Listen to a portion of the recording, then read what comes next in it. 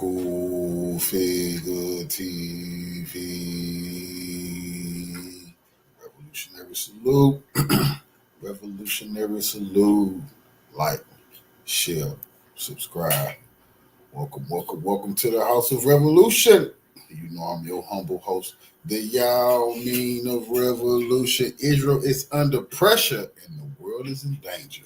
Before we get into that, be sure to wipe your feet. That means hit the like button. You in the House of Revolution, like, share, subscribe, support the platform, y'all. Is it a forced peace in the Middle East? Is it all deception? Let's get into the content. Salute. In Gaza, perhaps. President Trump declared that Hamas and Israel have agreed to the first phase of his peace plan. It's unclear if this final agreement includes all 21 points of his original proposal from last week. Here's Trump's Truth Social post about it. It says, I'm very proud to announce that Israel and Hamas have both signed off on the first phase of our peace plan. This means that all of the hostages will be released very soon, and Israel will withdraw their troops to an agreed-upon line as the first steps towards a strong, durable, everlasting peace. All parties will be treated fairly. This is a great day for the Arab and Muslim world, Israel, and all surrounding nations, and the United States of America. And we thank the mediators from Qatar, Egypt, and Turkey who worked with us to make this historic and unprecedented event happen. Blessed are the peacemakers. Ooh. Well, now Haaretz is reporting that the hostages will be released within the next day or so. They're saying 72 hours. We don't know from exactly when. And that the IDF will begin withdrawing in the next 24 hours. Hopefully, they have a map of where they will withdraw, because as of Wednesday, they said, we don't know actually where to withdraw from. All we have is social media posts from President Trump, which would kind of be comical because they're like, we don't know what's going on. We just check our social media feed. No official instructions. There's no from envoy, their commanders. Steve Witkoff didn't where hand do we them. go? Okay, well, they just look at this map, right? Do you see the map from President Trump's tweet from last week when he had initially announced this plan? The blue line is where the IDF is now. The yellow line is the first withdrawal line. The red line is where they say that the IDF will be pushed back later. Now, if you look at the third line, it says the buffer zone. Now, we've told you many, many times about how Israel's occupation of Gaza after October 7th started by them creating that buffer. What was there before was factories, agricultural farms, other types of food facilities, and they destroyed it systematically one by one in order that the Palestinians could no longer feed themselves, so that their assault would be successful once they started to move inward. So what is there now is where the Israelis will be, used to be, farm, food, any kind of any systems that they could use to actually support their country, or the, what would we call it, their goal of a country. And so Israel intends to stay there, which means there should not be any kind of sustainable Palestinian state there unless they can rebuild their food and factory there, olive trees and whatnot. Again, I refer you to the report from Breaking the Silence, which is a group of former IDF soldiers who said from the horse's mouth what they've done. So if Israel President Trump said Israel's not going to occupy Gaza, but in that map, if we can refer to it again, that third line is where they intend to stay along the borderlands, which they created intentionally early in the conflict. And so that's not occupying Gaza. Do you see what I'm saying here? I mean, take a look at this peripheral line. So again, also a few other things we don't know. That will the Palestinian prisoners be released? They are just as much hostages as the Israelis who are being held by Hamas. What happens to them? The number that we've been given does not include the roughly 4,000 Palestinians already in custody prior to October 7th due to Israel's illegal practice of administrative detention, meaning their well-being remains a question mark if they're even still alive. The Jerusalem Post is reporting that Hamas has given a list of who they want back, but the world doesn't care about them. They only care about the Israeli hostages. We've talked about that many times. So will this peace deal hold? We're going to ask Colonel Macgregor, who is one of the most prescient voices on this, and he usually is right when it comes to these types of things. So thank you for coming back to Redacted, sir. Great to see you, Colonel. It's always all right. Let me read to you. Question. Great to. Sorry, a little. No, we had a little bit of delay. Let me read. So President Trump seems pretty jubilant about this, tweeting, "This is a great day for everyone. Peacemakers need to be blessed." Netanyahu posts this: "A great day for Israel. Tomorrow I will convene the government to approve the agreement and bring all of our dear hostages home," which, as we've reported on the show before, he hasn't seemed to really care about the hostages, and the families that are in Israel who've been protesting him have been echoing those sentiments. He says, "I think the heroic soldiers of the IDF and all the security forces, thanks to those who courage and sacrifice, we have reached this day. I thank from the depths of my heart President Trump, his team, for their mobilization for the sacred mission of releasing our hostages. With the help of the Almighty, together we will continue to achieve our goals and expand peace with our neighbors." So achieve all of our goals. What are the goals? The goals for the Israelis is ultimately the complete destruction of the Palestinian people, either in Gaza or on the West Bank. I don't think that goal has changed at all. I think what we're seeing right now is an agreement that will be initially approved and celebrated until all the hostages are delivered. And then I think the Israelis will find some reason to back out of it, and we'll be back to where we were. That's my best and most optimistic forecast. Well, can we refer to the map again? This is the map that President Trump proposed last week, which is initial withdrawal to the yellow line, then the red line, and then the peripheral has permanent Israeli IDF presence in Gaza, unless I'm reading this wrong. So him saying Israel will not occupy Gaza, except they will secure the border. What do you make of that? And am I reading this wrong? No, and I think this is to ensure that there is no Palestinian state. Remember, implicit in all of this is now a two-state solution. I've never believed that such a thing was really possible. I think these two are in a death grip and a fight to the death. So I see this as temporary. I think President Trump has really pushed hard, and I give the president credit for getting this far, but I think it's not going to work. So whatever happens, it's going to happen after he makes his speech to the Knesset and leaves Israel. Down the line, it will fall apart. There is no interest on the part of Mr. Netanyahu or his coalition, or for that matter, most Israelis, to sign on for this thing. They will have lost the war for all intents and purposes if they do. Netanyahu, of course, as we recounted yesterday on the show, prior to October 7th, hundreds of thousands of Israelis in the street demanding that he resign because of his corrupt government, because of his power grab with the judiciary. All of that was forgotten after October 7th, of course, but that sentiment still exists. And so I think it's been well reported that once these hostages are returned, and if there is to be an end to the war, would that ultimately mean the end of Netanyahu? And therefore, there's no chance that he's going to go along with this ultimately.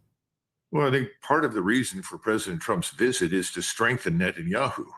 Let's not be confused here. The two men are linked in every sense of the word. And President Trump is not interested in seeing Netanyahu replaced by somebody else. This is the man he's doing business with. He's confident that Netanyahu can deliver for him. I think Netanyahu is ultimately going to do what he wants to do and what he thinks is in the interest of Israel. And again, I don't see how this agreement in any way, shape, or form does more than provide a temporary respite from the war. Hamas has lots of cash. Hamas continues to fight all up and down the Gaza Strip. If the Israelis show up somewhere for any length of time, they're under attack. Gaza has replenished Hamas has replenished its losses. And the three parties, the Egyptians, the Turks, and I guess it's Jordan, I can't remember now. They're all He mentions the Qataris. Yeah, excuse me, the Qataris. They're all in this together. Nobody is neutral. We're not neutral. We're absolutely trying to do everything in our power to help and secure Israel. But Israel wants more. It's not satisfied with a new arrangement that effectively codifies the existence of the Palestinian state. And if they sign on for this agreement and they live up to it, they're going to get a two-state solution, which is something they adamantly oppose. And the three, the Qataris, the Turks, and the Egyptians, they have an agenda which is equally destructive to Israel. And the Egyptians in particular, as you know, are very anxious to drag us back into the region as some sort of peacekeeping force, as an insurance policy against what could happen to them down the line if the Israelis decide to attack. I just don't see this working. You guys heard about the bearskin hoodie, right? So many of you have bought one, by the way. I've heard from so many of you that picked up. I'm wearing mine right now. It just got cold. Literally went from like 85 degrees or 90 degrees to like 40 degrees here in the Rocky Mountains. So walking the dog, got my bearskin hoodie on. I made my son yesterday mow the lawn for probably the last time of the season right now because it's getting, the frost is ready to come. And he was out there freezing. I said, go get your bearskin. And he's like, oh yeah. So he has one. He ran in and he finished mowing the lawn wearing his. These are fantastic. It's my favorite hoodie. It's our tactical hoodie. These things are built like a tank. Plus, you can put all the cool patches on the side, too. I've got my Don't Tread on Me right here. But right now, Bearskin is running a 60% off sale right now. But only if you get your hoodie early. Grab one for Christmas. Buy one for your husband. Buy one for your loved one in the family. Natalie has one as well. This hoodie is built like a tank. 340 GSM micro fleece, 10 pockets, a clean, rugged fit that looks awesome. Plus, it zips right into the heavy storm rain jacket as well, which becomes 100% waterproof when you need it. So if it gets cold, wet, windy out there, you're not scrambling at the last minute. Just throw it right over top and you're locked in, ready to go. So right now, for the next, text the word redacted to 36912 to lock in your 60% off. Again, text the word redacted to 36912 to get a link sent straight to your phone. You can check it out later if you're busy right now. Don't wait till you're freezing to realize that your hoodie sucks. Go get Bearskin right now. 60% off. Text the word redacted. 36912 is the place to go. When somebody in our chat room, just thank you for the $4.99 super chat, says, I suspect that they want the Palestinians to give up their future and independence for a false or fake present day peace. Netanyahu does not want peace. You agree or disagree with our viewer? Oh, I think that's absolutely right. Peace is the end in his mind right now, potentially, of the Israeli state. This is the thing we've got to understand. Israel cannot coexist with a large Palestinian state consisting of the people on the West Bank and Gaza. It sees that as not just unacceptable, as impossible. They're not compatible. And I don't think there's anything that President Trump can do to change that. But I think he is going to welcome the opportunity to posture as the bringer of peace, to speak to the Knesset as their great friend and benefactor. That's fine. But it's not going to fundamentally change the truth or the facts on the ground. Well, every ceasefire has been violated by Israel. And you wouldn't know that if you followed the mainstream media. But now the talking points for the Zionist supporters will be, we signed the peace deal. We tried. We got the hostages back. But Hamas did X, so we had to keep going. Already, I see that happening. I can see it happening on Twitter as if I'm looking at the Matrix in the future. Right. And so you're right. Right. And so what then will become of the Gaza Strip? Will it just be Israel eventually, and we're just spinning our wheels watching it happen? Condos and resorts and beachfront property. I wouldn't be quick to invest in that development project. I think there's going to be more war, and we don't know what that war will produce. Again, Iran is just over the horizon. The Iranians are arming to the teeth. They're prepared to be attacked. They harbor no illusions about Mr. Netanyahu and his regional aims. And they know that Iran's destruction is at the top of his agenda. You've got to balkanize Iran, you've got to deprive it of any means of really self-defense. It has to be completely emasculated. That's the goal. So how do you get there from here if at the same time you punt on the Palestinian state issue, which is effectively what they're going to do in this peace agreement? On the show, Colonel, you and I have talked about, and we've reported this many times, we've talked about the Greater Israel Project. One of our viewers, I guess, is surprised that we would talk about it. He said, you guys will never hear Redacted talk about the Greater Israel Project, which we've literally done interviews about. Yes, right absolutely. Here on the show. So this is all part of the Greater Israel Project. There will, if you have this Greater Israel Project, then this Gaza and Hamas, this is just a speed bump in the larger long-term play, is it not? Well, that was actually what the Israelis anticipated. They thought that Gaza would have been annihilated and effectively taken off the regional chessboard by now, but it hasn't.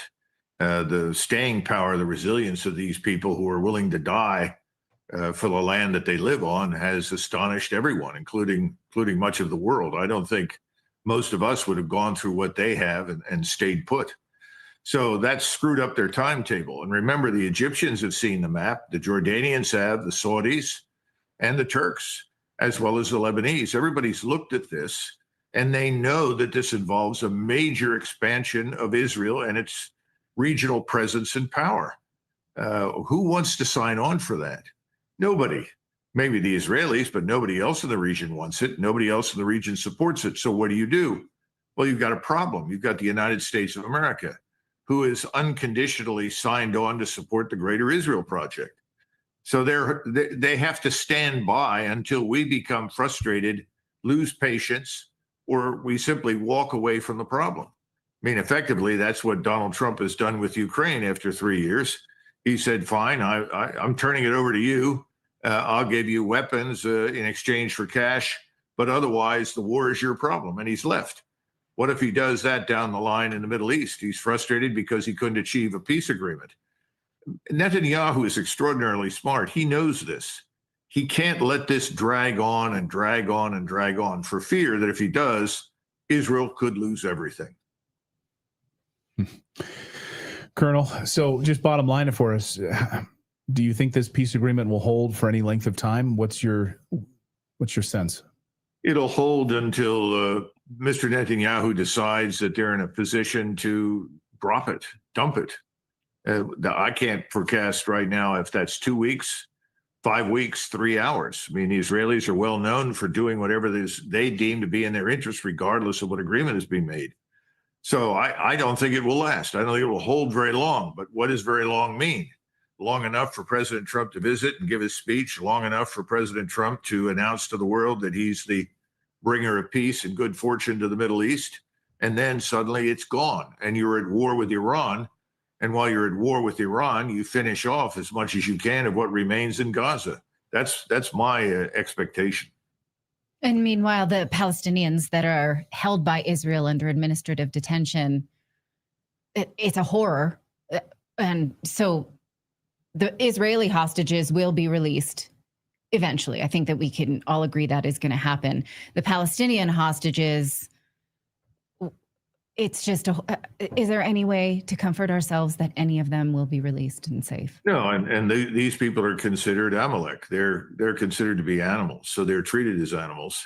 How many of them will be released? I have no idea. What will the ratio be for 48 living hostages? Is that not the number right now?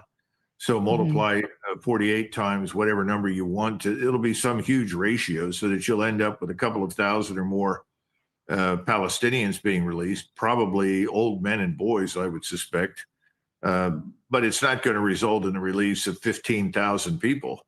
That's not going to happen.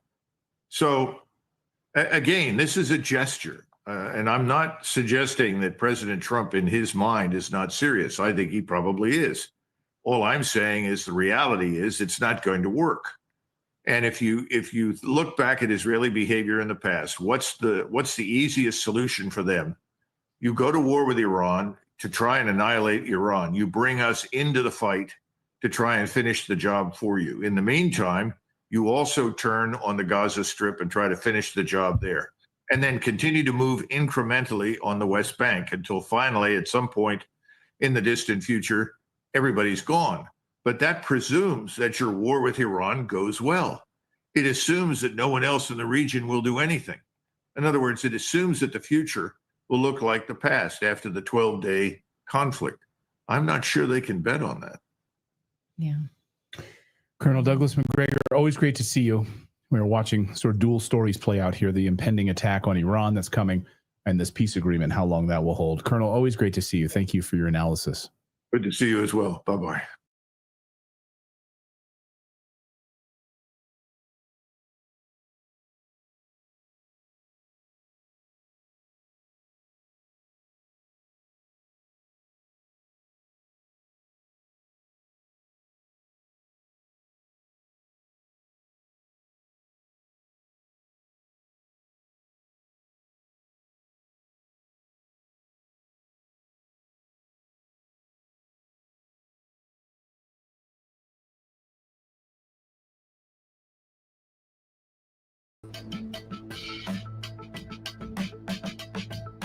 Hello and welcome to another episode of India and Global Left. If you are new to the show, please smash that subscribe button. Also consider becoming a YouTube member, a Patreon, or donate small amount given in the link in the description box. But the least you could do is to watch this show, like, share, and comment. Without further ado, let me welcome our guest tonight, Professor Mohammad Marandi. Professor Marandi is an Iranian scholar and he teaches at the University of Tehran. Professor Marandi, welcome back to India and Global Left. Thank you very much for inviting me. It's always a great pleasure. I wanted to discuss the recent news about the new ceasefire plan on Gaza. This was announced by Donald Trump, but various media and parties involved have confirmed this. What is your first impression about the new ceasefire plan? Of course, people on ground, including Palestinian groups, have welcomed this, given they see that less or fewer bombs would be dropping now, but they have also warned and asked people to keep their guardrails up, given the tradition of Israeli deception and disobeying of ceasefire in the past. What's your first impression of the ceasefire? First, I think the most important issue is that this is reflective of a failure by the Israeli regime over the past 2 years on all fronts, except for in Syria, where Netanyahu colluded with the United States and Erdogan and Qatar. But other than that, they failed in Lebanon. They failed to dismantle the resistance there. They failed to dismantle the resistance in Yemen. Despite the United States getting involved in the war. They failed against Iran, obviously, and they've failed in Gaza despite this Holocaust. They wanted to colonize it. They wanted to ethnically cleanse the land. They wanted to dismantle the resistance, Hamas, Islamic Jihad, and their allies. And they failed on all accounts. So this is a defeat for the Israeli regime. Now, I've seen online some people express disappointment in the results that we've seen until now. I think that their expectations are unrealistic. In wars of liberation, if we look through history, and you are, of course, a person well versed in history, liberation does not happen overnight. And there are no stunning victories over an overwhelming force that has been policing and subjugating a population for decades and in many cases centuries across the world. We saw in Algeria, we saw in your own country, in the subcontinent, in the broader sense, and elsewhere, that how the price for liberation is always heavy. And there is no way to gain liberation except for putting a form of pressure on the oppressor that is, in the long run, not tolerable. And I think it's quite clear that this is an important chapter. Just as the defeat of Israel in 2000 against and its forced withdrawal from Lebanon was a chapter, just as its defeat in its war with Hezbollah 5-6 years later was another chapter. Its defeat against the resistance in Gaza on multiple occasions over the last couple of decades, each has been an important chapter, because we have to remember that this current Holocaust that's been going on for over 2 years, this is not the first time that Gaza has been attacked. This is just the worst case yet. Otherwise, genocidal attacks were carried out over the years. This territory has been surrounded. They've prevented food from getting in. They've prevented people from having electricity. This has been going on for many, many years. And of course, the very existence of Gaza in its current form is because Palestinians were expelled from their land, and many of them are refugees in Gaza. So taking that into account, I consider this to be a major victory. But does that mean that it's going to last? That's unclear. A lot depends on Trump, because for the Israeli regime to withdraw completely and for the ceasefire to move on to a new stage, that will depend on Trump. Now, of course, no one trusts Trump, and Trump is genocidal. Trump has been a part of this Holocaust. He's very evil. Even in his language, he's spoken in genocidal terms many times before, not just against the people of Gaza. Remember, he's effectively said, if you don't accept my ceasefire, he said this on numerous occasions, that I will destroy you. In other words, he intensified the Holocaust. Or, for example, in the war against Iran, he told people of Tehran to leave the city, like a city of 10, 15 million, depending on how you calculate it. He told, these are all, this is the language of a criminal. But the point is that Trump needs this ceasefire too. Forget the fact that he wants this. What is it called?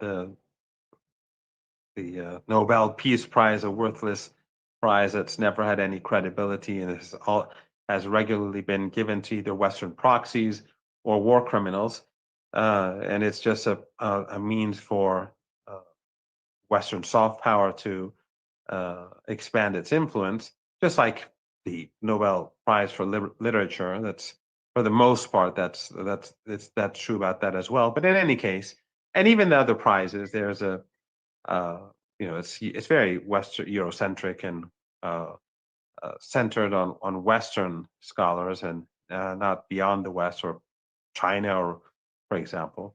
But in any case, I digress. He wants this desperately, but more importantly, the United States has lost its credibility, and we've been discussing this together for quite a while now. It's lost its credibility because it's failed in Ukraine. It's lost its credibility because of the failure in the trade wars, the tariff wars. It's lost its credibility across the global South. More recently, we have to include India and Brazil, for example, two major powers, two major global powers. And of course, it's lost its credibility in West Asia because the entire world sees the United States and the collective West, and of course, those countries in this region that refuse to marginalize the Israeli regime, like Erdogan, the regime in Ankara, Qatar, Egypt, Emirates, and Jordan, and so on. So, but they've lost their credibility, and if he does not force Netanyahu to accept his plan, what has been agreed upon, then he is a major loser. Then he has no more credibility. Then the world sees him as subordinate to Netanyahu, which we've been saying is the case. I mean, I've never believed that he is subordinate to Netanyahu as an individual, but I've always believed that he was subordinate to the Zionist lobby that stood behind Netanyahu. So here, Trump has to make a decision. If Netanyahu refuses to carry out the obligations that the Zionist regime needs to carry out, then if he refuses to do so, then Trump has no credibility and is shown as weak. And that strengthens the hand of the Palestinians and the resistance, and it weakens the United States globally. And also, but the question is, where do Zionists in the United States stand? Because I personally believe that the true power does not lie in Israel, and it does not lie in Washington. It lies in Zionism, the Zionists, the wealthy and powerful and influential ethno-supremacist criminals that have been carrying out this genocide and ethnic cleansing and supporting it. Have they come to the conclusion that the Israeli regime is destroying itself? Because it is. The world despises it. That, I think, is the number one result of all of these wars and the 2 years of genocide. that the world now despises the Israeli regime. And even in the United States, we see that the divide is that the opposition is growing, even among the right. We see Candace Owens and Tucker Carlson and others. And the issue of Charlie Kirk, which from the beginning, it was sheer speculation at the beginning, but now the circumstantial evidence is growing that this has something to do with the Israeli regime. So things are not going well for the Zionists, and it's probably in their interest too to put a muzzle on Netanyahu, or to remove him. But we'll see. I mean, it's in their interest, but they're not necessarily reasonable or logical because they're genocidal. So I think that in general, this is good. Obviously, the resistance didn't get everything it wants. That's not how it is in the real world. But I think that they negotiated well. This, I think, is a dark chapter for Turkey, for the regime in Turkey, and in Qatar, and all those who put pressure on Hamas and the resistance over the past few days to accept terms, the terms of Trump. But the negotiators worked very hard. We had a coalition of negotiators from the different resistance groups working together. And I think that despite the pressure of these regional regimes that are allies and proxies of the West, and of course that they don't reflect public opinion. I mean, let's be clear, whether in Turkey or Turkey or in Jordan or in Egypt or anywhere else in the region and beyond now, people are with the Palestinians. There's no doubt about that. We're talking about these regimes that are bound to the West. So I think they were able to get good concessions. The weakness, as I said earlier, is that Trump will have a key role to play. But as I said, if Trump does not do so, if he does not force the Israelis to do what they're supposed to do, it's not going to look good for him at all. And one final point, and that is that some speak about the prisoners. That Hamas and Islamic Jihad are giving up their prisoners and they no longer have leverage. There are two things here.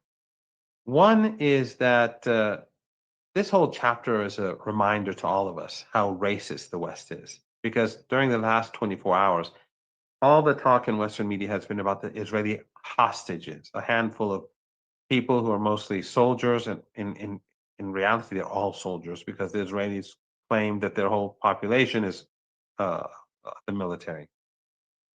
So they're POWs. But they don't talk about the thousands of Palestinians, and they haven't been talking about the thousands of Palestinians, which include women and children, that are being held hostage by the regime. And that shows how sinister the West is, how sinister Western journalists are, Western media is, and Western politicians and diplomats are. Whether they are serving in India or in Iran or in Europe or in North America, they are representing regimes and that are promoting this institutional racism. Their media is, whether they're working in Latin America, the journalists, their institutions, their colleagues are promoting racism through these narratives. So that, I think, is important for us to remember where the West stands and what the collective West is. And again, I'm not talking about the populations, because we see huge numbers of people across the West, Italy, Spain, Australia, and elsewhere, coming to the streets across the Western world in support of the Palestinian people. But the second point is that these prisoners, these Israeli prisoners, they will be used to get the Palestinian prisoners released. And most of them will be released. Some, unfortunately, will continue to be held, but most will be released. And secondly, if people are worried about a renewed attack, we've already seen that the Israeli regime does not care about its prisoners in Gaza. It has been killing them throughout the last 2 years. That is not the sort of leverage that is going to stop a renewal of the Holocaust. But what will be able to make the renewal of the Holocaust more difficult is this period of time where the resistance will be able to strengthen its infrastructure, strengthen its, expand its tunnels, bring in new weapons, and prepare itself for a potential next phase. So on the whole, I think this is very positive, and I think we should be very happy uh, as we see the scenes of children celebrating in Gaza, the survivors of this Holocaust, dancing and jumping up and down in joy. A lot of points on the ceasefire is built on the original 20-point Trump plan that was offered, from which Hamas selectively agreed on a specific set of points, which includes, of course, cessation of hostility in return of exchanges of prisoners of war and captives, allowing of humanitarian aid. But you mentioned about how the resistance can regroup in the process of implementation of the first phase and then the rest of the phases, which also includes the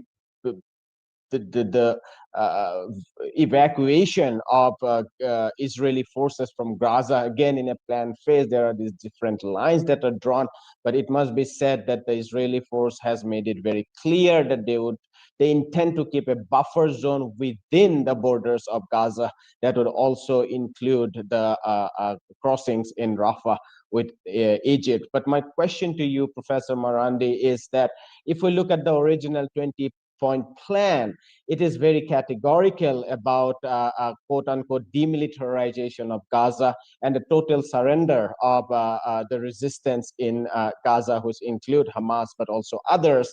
Now, Hamas has, of course, rejected this, but Qatar and others that are involved in these negotiations have been hell-bent on this point. How do you look at the future of the impact of this ceasefire on the long-term prospect of resistance in Gaza itself? Well, I think we've discussed this once before, and I think that this whole 2 years has had multiple benefits. But I mean, the genocide assault and the fact that every day we've been viewing very dark images that are really painful, and sometimes it really makes one's day quite dark. On some days, the whole, your whole day is darkened by some of the images. But that aside, I think there have been multiple benefits. And as I said, as I've already said, the West has exposed itself. The Zionist regime, first and foremost, has exposed itself as genocidal and illegitimate in the eyes of the world and the youth in the West. But also, I think that people's eyes are much more open about who the true friends of the Palestinian people really are. And I think the hypocrites have been exposed. Fatah has, over the last few years, has shown itself to be simply a proxy of the United States. And that is good. That is a good thing. That helps. Because if people do not know where everyone stands, then people are going to be more easily fooled into taking the wrong course of action. I think the same is true about Erdogan. I think it's also true about the Emirates and all of these regimes that continue to do trade and business for these last 2 years, that refuse to break off political ties, that have military cooperation behind the scenes, that export oil or transport oil or import gas. All of these have been exposed. And at the negotiating table, we know that these regimes have been putting pressure on the resistance. Now, the resistance can't speak out against them. Just like in the Hamas statement, they thanked, they acknowledged Trump's role in all this, but that doesn't mean they like Trump. They know that Trump is an evil monster, just as evil as Netanyahu. But they are negotiating, and they have to do it in a way for it to work. So and they also it's a complicated situation in the region. But I think that everyone now, if people's eyes have been opened to the reality of Gaza, to the reality of who its supporters are, to the reality of what governments are really doing and what they pretend to do. And of course, Syria is a because one of the things that we've seen in the past is that the West, through its regional proxies, oil and gas rich proxies, including Qatar in particular, in recent years, Qatar, they've been using sectarianism, racial hatred, and in order to create religious hatred, in order to create division, to preserve this, their hegemony. It's divide and rule. And of course, these regimes have all sorts of media outlets. It's not just Al Jazeera, Al Arabiya, or anything like that. They or these key major. They have thousands of websites and thousands of centers, religious or cultural or whatever one would like to call them, across the world, and they have a huge network that are heavily funded, and they have basically been trying to use sectarianism within the context of Western interests, and so they helped NATO and the Israeli regime destroy Syria, and they used sectarianism to have people blame the resistance and create hostility towards the axis of resistance. But ultimately, after what we've seen over the last 2 years, except for those who are deeply sectarian and are just obsessed with their disinformation and misinformation, except for them, everyone's eyes are now open. I think the region, and the world sees where the problem lies. The problem lies with Western hegemony. It lies with the empire, and everyone now sees who are the tools of that empire, which entities are working with the empire. And it also sees how unreliable the empire is, where it allows its own proxies to be bombed. So I think this is all good. I think this is all positive. But does that mean that things are going to be easy in the days and weeks and months ahead? No. Does that mean that the Israeli regime is not going to carry out airstrikes on Syria? No. Does that mean it won't? It will abide by its commitments to Gaza? No. Or will it stop the ethnic cleansing in the West Bank, or will it refrain from starting another war with Iran? No. None of this is for certain. In fact, I'm quite sure that the opposite is true. I do not believe that this regime has the ability to behave in a normal as normal countries do. It's not capable. The nature of Zionism and ethno supremacism makes it incapable of behaving normally. So I'm optimistic about the future. I think this was a major victory for the resistance, but that doesn't mean that 2 weeks from now the ceasefire will not collapse. Some analysts are saying that there is a greater likelihood this time of at least the ceasefire holding up, given Trump has put his own name into this set of negotiations. The earlier ceasefire was mostly building up on Biden-Harris administration's negotiators. That remains to be seen. I wanted to come to your earlier comment. Can I just add a couple of things? Of course. Trump is under a lot of pressure because inside the United States, people are turning against Israel in a very big way. And the Israeli regime and the Zionists in the United States are taking away civil liberties from ordinary people. They're taking away their ability to access information. And people are seeing this. And the outrage and anger is growing. And even though they're paying people to do propaganda and paying a lot of money for people to put up posts supporting the Israeli regime, and despite the fact that they're shutting down social media and the mainstream media to any sympathetic voices to the Palestinian people, and despite the fact that so many people are being expelled from different universities in their place of work, but people are becoming even more angry. And we're now seeing, for example, how someone like Candace Owens, every time she speaks, she's getting millions of viewers, and then millions of, and thousands of, not tens of thousands of people also influencers on social media are are uh, are pushing her narrative even further. Uh, so uh, this is not really. I mean, if the United States was smart, if Trump was, he's not smart, but if Trump was getting good advice, he need to put a stop to this for the sake of the United States, for the sake of the Israeli regime, for the sake of Zionism. They need a halt to this because things are going downhill very fast for the regime. So I agree that there is a chance, a hopefully a good chance that the ceasefire will hold, because Trump would like to have that what is it, the Nobel Peace Prize award, and B, because ordinary Americans are not just outraged by the fact that they are deeply involved in the genocide, but they also see how the Israeli regime and Zionism is dictating terms to the way in which they conduct their own personal lives inside the United States.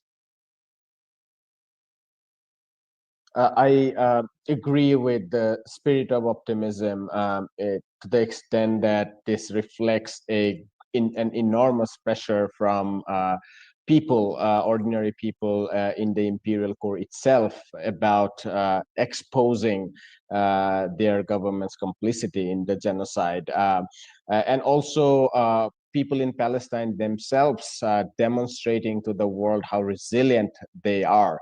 But at the same time, I also see how the plans are laid out. They are still talking about the Board of Peace, which should be overseen supposedly by President Trump of the United States and Tony Blair. I mean, this reminds me, again, coming back to history, of the mandate years after Treaty of Versailles, and then multiple phases that was overseen by the United States. Basically, it's more than 100-year occupation by the British and the American regimes. They are talking about the language that they are using. All of that reflects that the resistance has to continue to operate and expand.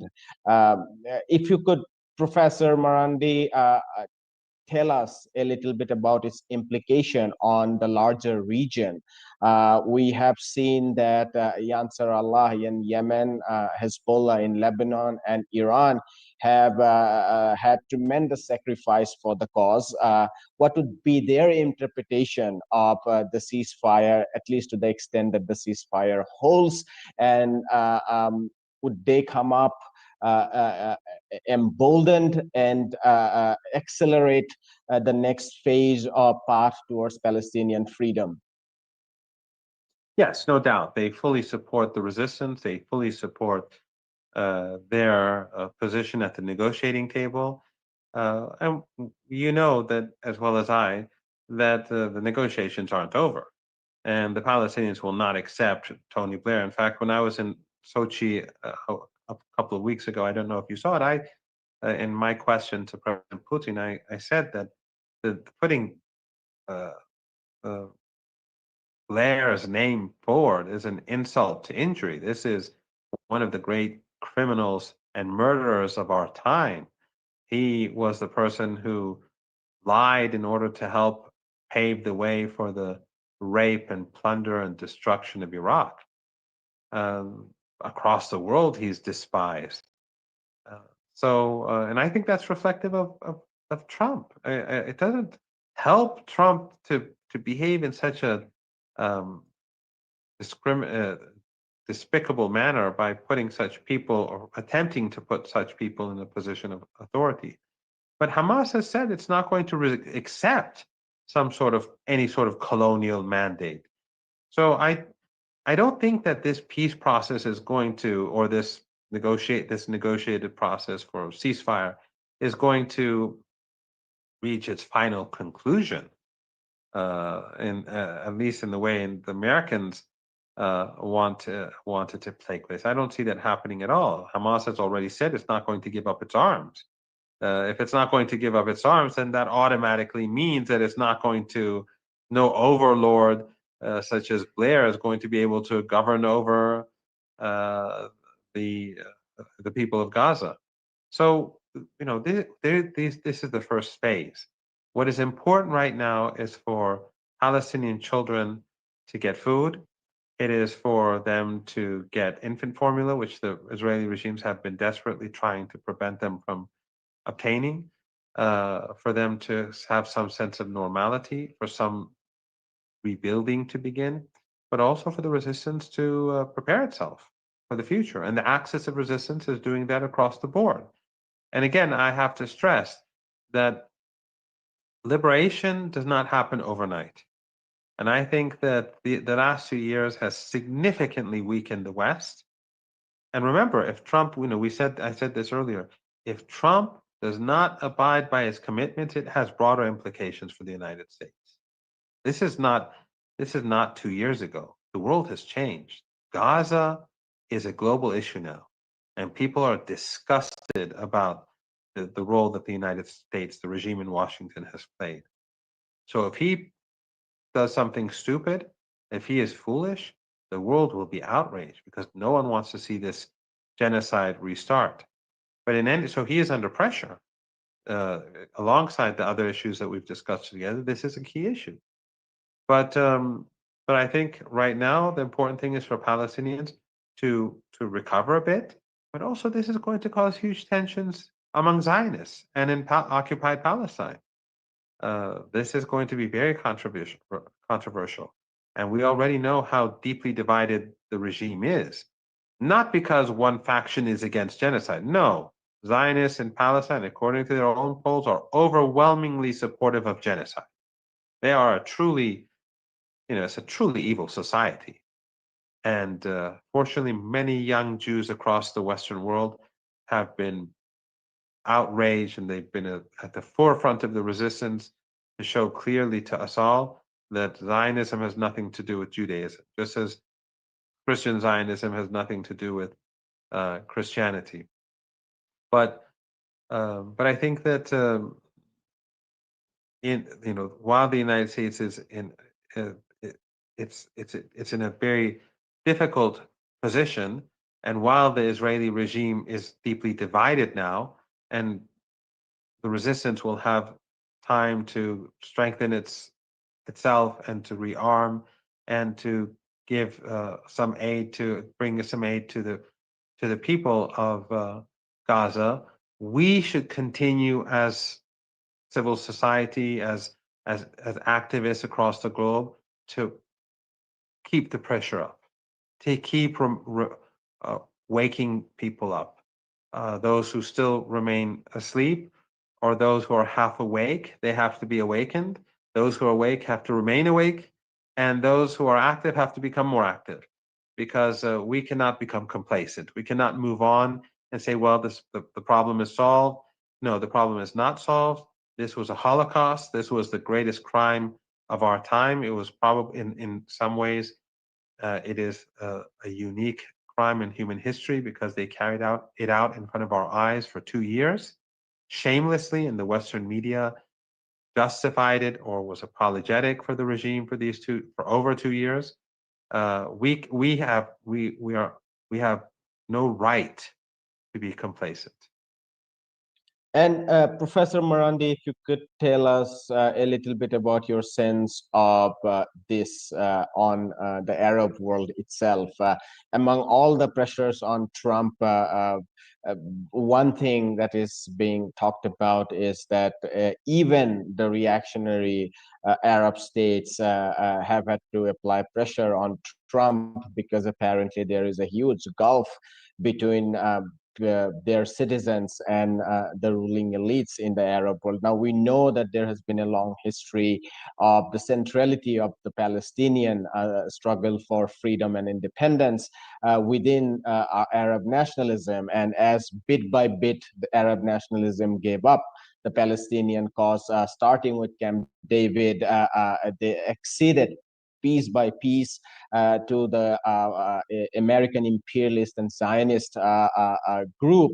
Arab nationalism became more and more reactionary when it comes to the Palestinian cause, but also larger causes within the region. Now, one thing that this genocide did was to at least not put a lid, but at least question that trajectory. In fact, one of the stated goals of the Hamas attack on October 7 was to stall the Abraham Accord-like reactionary coalition within the region. Now, it would be very hard for many of these states to go back immediately to that kind of alliance, even though it must be said that it would be it's been a dark history for many of these states, the way they have spoken about Hamas, the way they have participated in talks about demilitarizing Hamas, etc., etc. But your sense of the larger impact of this on Arab nationalism, to the extent that word itself is meaningful. Well, I'm not sure how much Arab nationalism will play a role, but I think that something much more important has been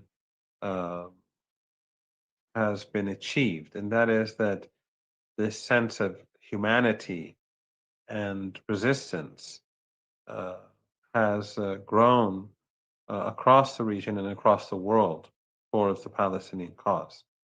And regimes that are bound to the West, whether NATO regimes or oil and gas-rich dictatorships, their position has been weakened. And the people over the past 2 years, their position is very clear. And this is, as the Western Empire declines, these regimes that are bound to the West are going to be more vulnerable to their people. I think that things are shifting much faster than we think.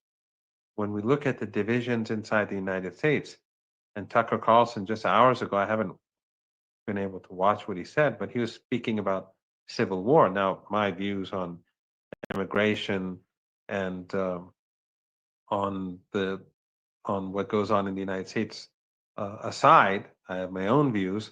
The United States, those many millions of people who go to Europe and the United States are there basically because the United States and the Europeans have destroyed so much of the rest of the world.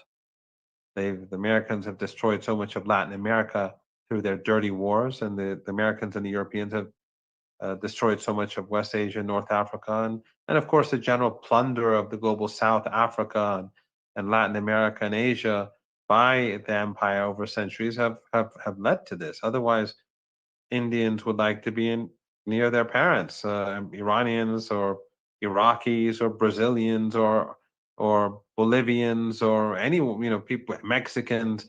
I think most people, I think it's fair to say that Nigerians or South Africans would prefer living in their own towns or in their own country where they can see friends and relatives rather than moving across land and experiencing danger and dying, many on the way to get to somewhere safer than where they are because of the sanctions and death and destruction in the history of empire. But in any case, the divisions in the United States are extraordinary, and the decline of the economy is clear as day. And people are forecasting greater difficulties. And of course, Europe, through its stupidity and in the proxy war against Russia, is also rapidly declining. Their proxies across the world are going to feel that they're more vulnerable as the West declines. And so it's going to be more challenging, especially after what happened in the last 2 years and how they've all been complicit, whether it's the Qatar that pretended to support the Palestinians or the Emirates, which never supported the Palestinians, it really doesn't make a difference. We're going to be living a different future. And again, we should not be looking at things within like a weeks and months. A liberation, that's not how historically liberation takes place. But I think that ultimately the issue of Palestinian liberation is also linked to the issue of wider liberation across our region. I know we are over time, but just a closing comment for you. If you could tell us about the role of media.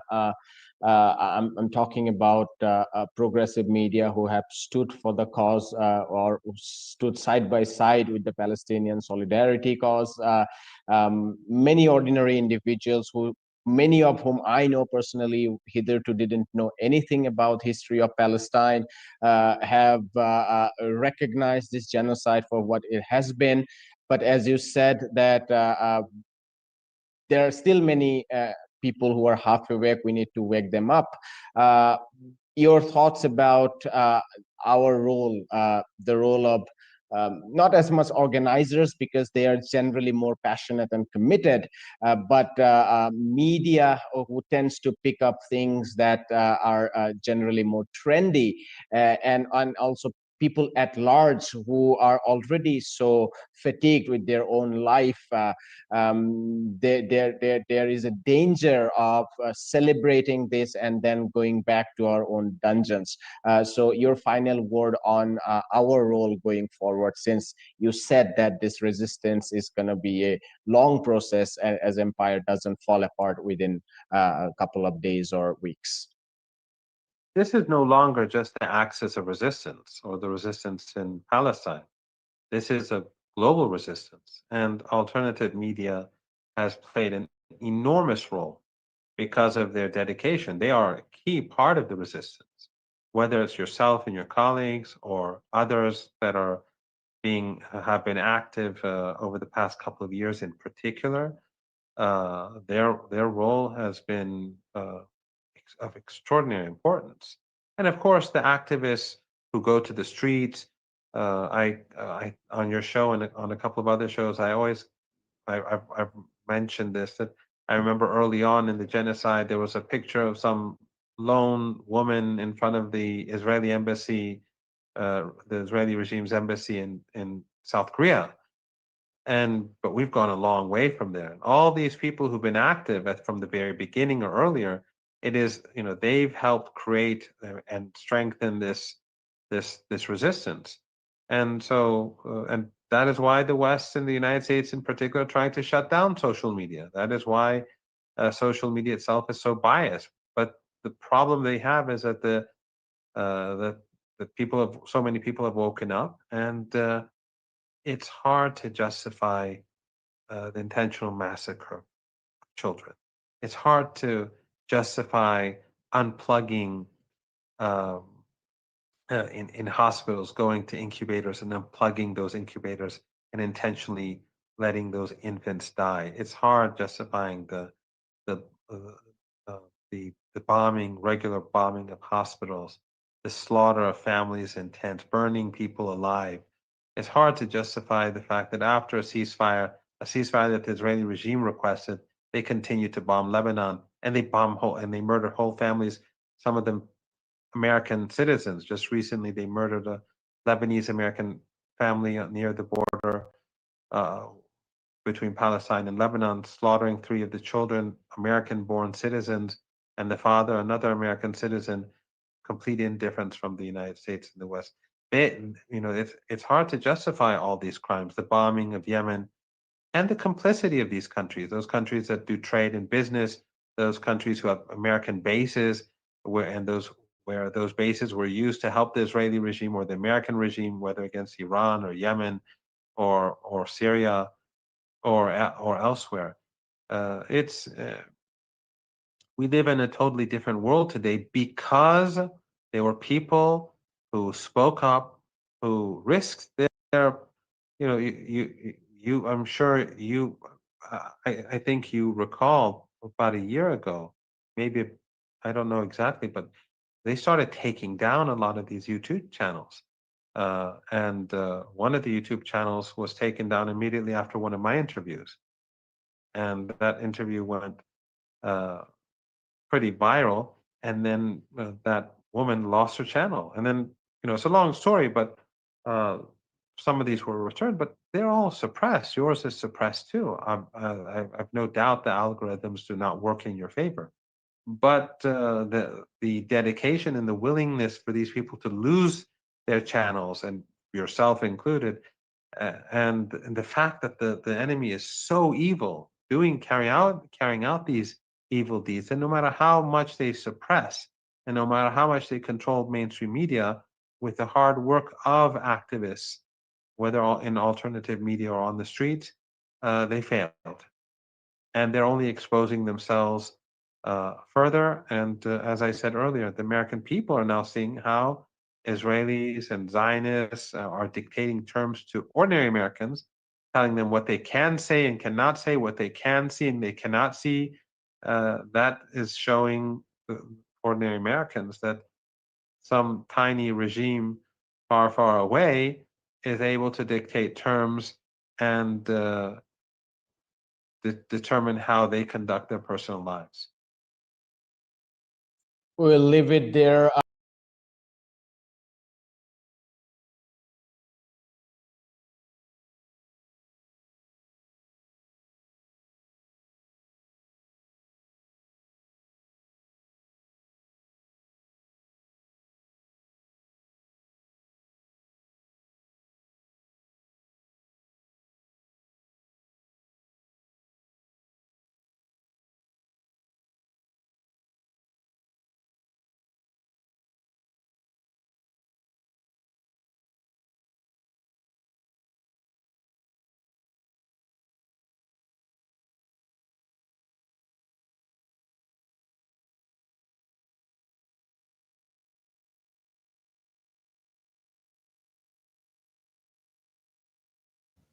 Welcome, everyone. Welcome back to the show. It's your host, Danny Haiphong. Hit that like button as you come on the stream to boost the stream in YouTube's algorithm. Reports are now that Israel, after much delay, has signed on to the Gaza peace plan touted by Donald Trump, but many suspect that the deal's lengthy implementation and vague points leave it vulnerable to collapse. Indeed, Israel is saying it will occupy over 50% of Gaza and has already shelled civilians returning home in the north hours after the deal was announced. The question is, can Netanyahu afford to end Gaza's carnage? Can Israel? What does it mean for wars being discussed and plotted by Israel in the U.S. elsewhere, like Iran? To discuss this and much more, I have joining me today friends of the show. We have Scott Ritter, former UN weapons inspector, U.S. Marine Corps intelligence officer, and overall a great analyst on geopolitics, author, etc. Scott, good to see you. Good to be here. We have Ray McGovern. He's a former CIA analyst and great geopolitical commentator in his own right. Ray, good to see you again.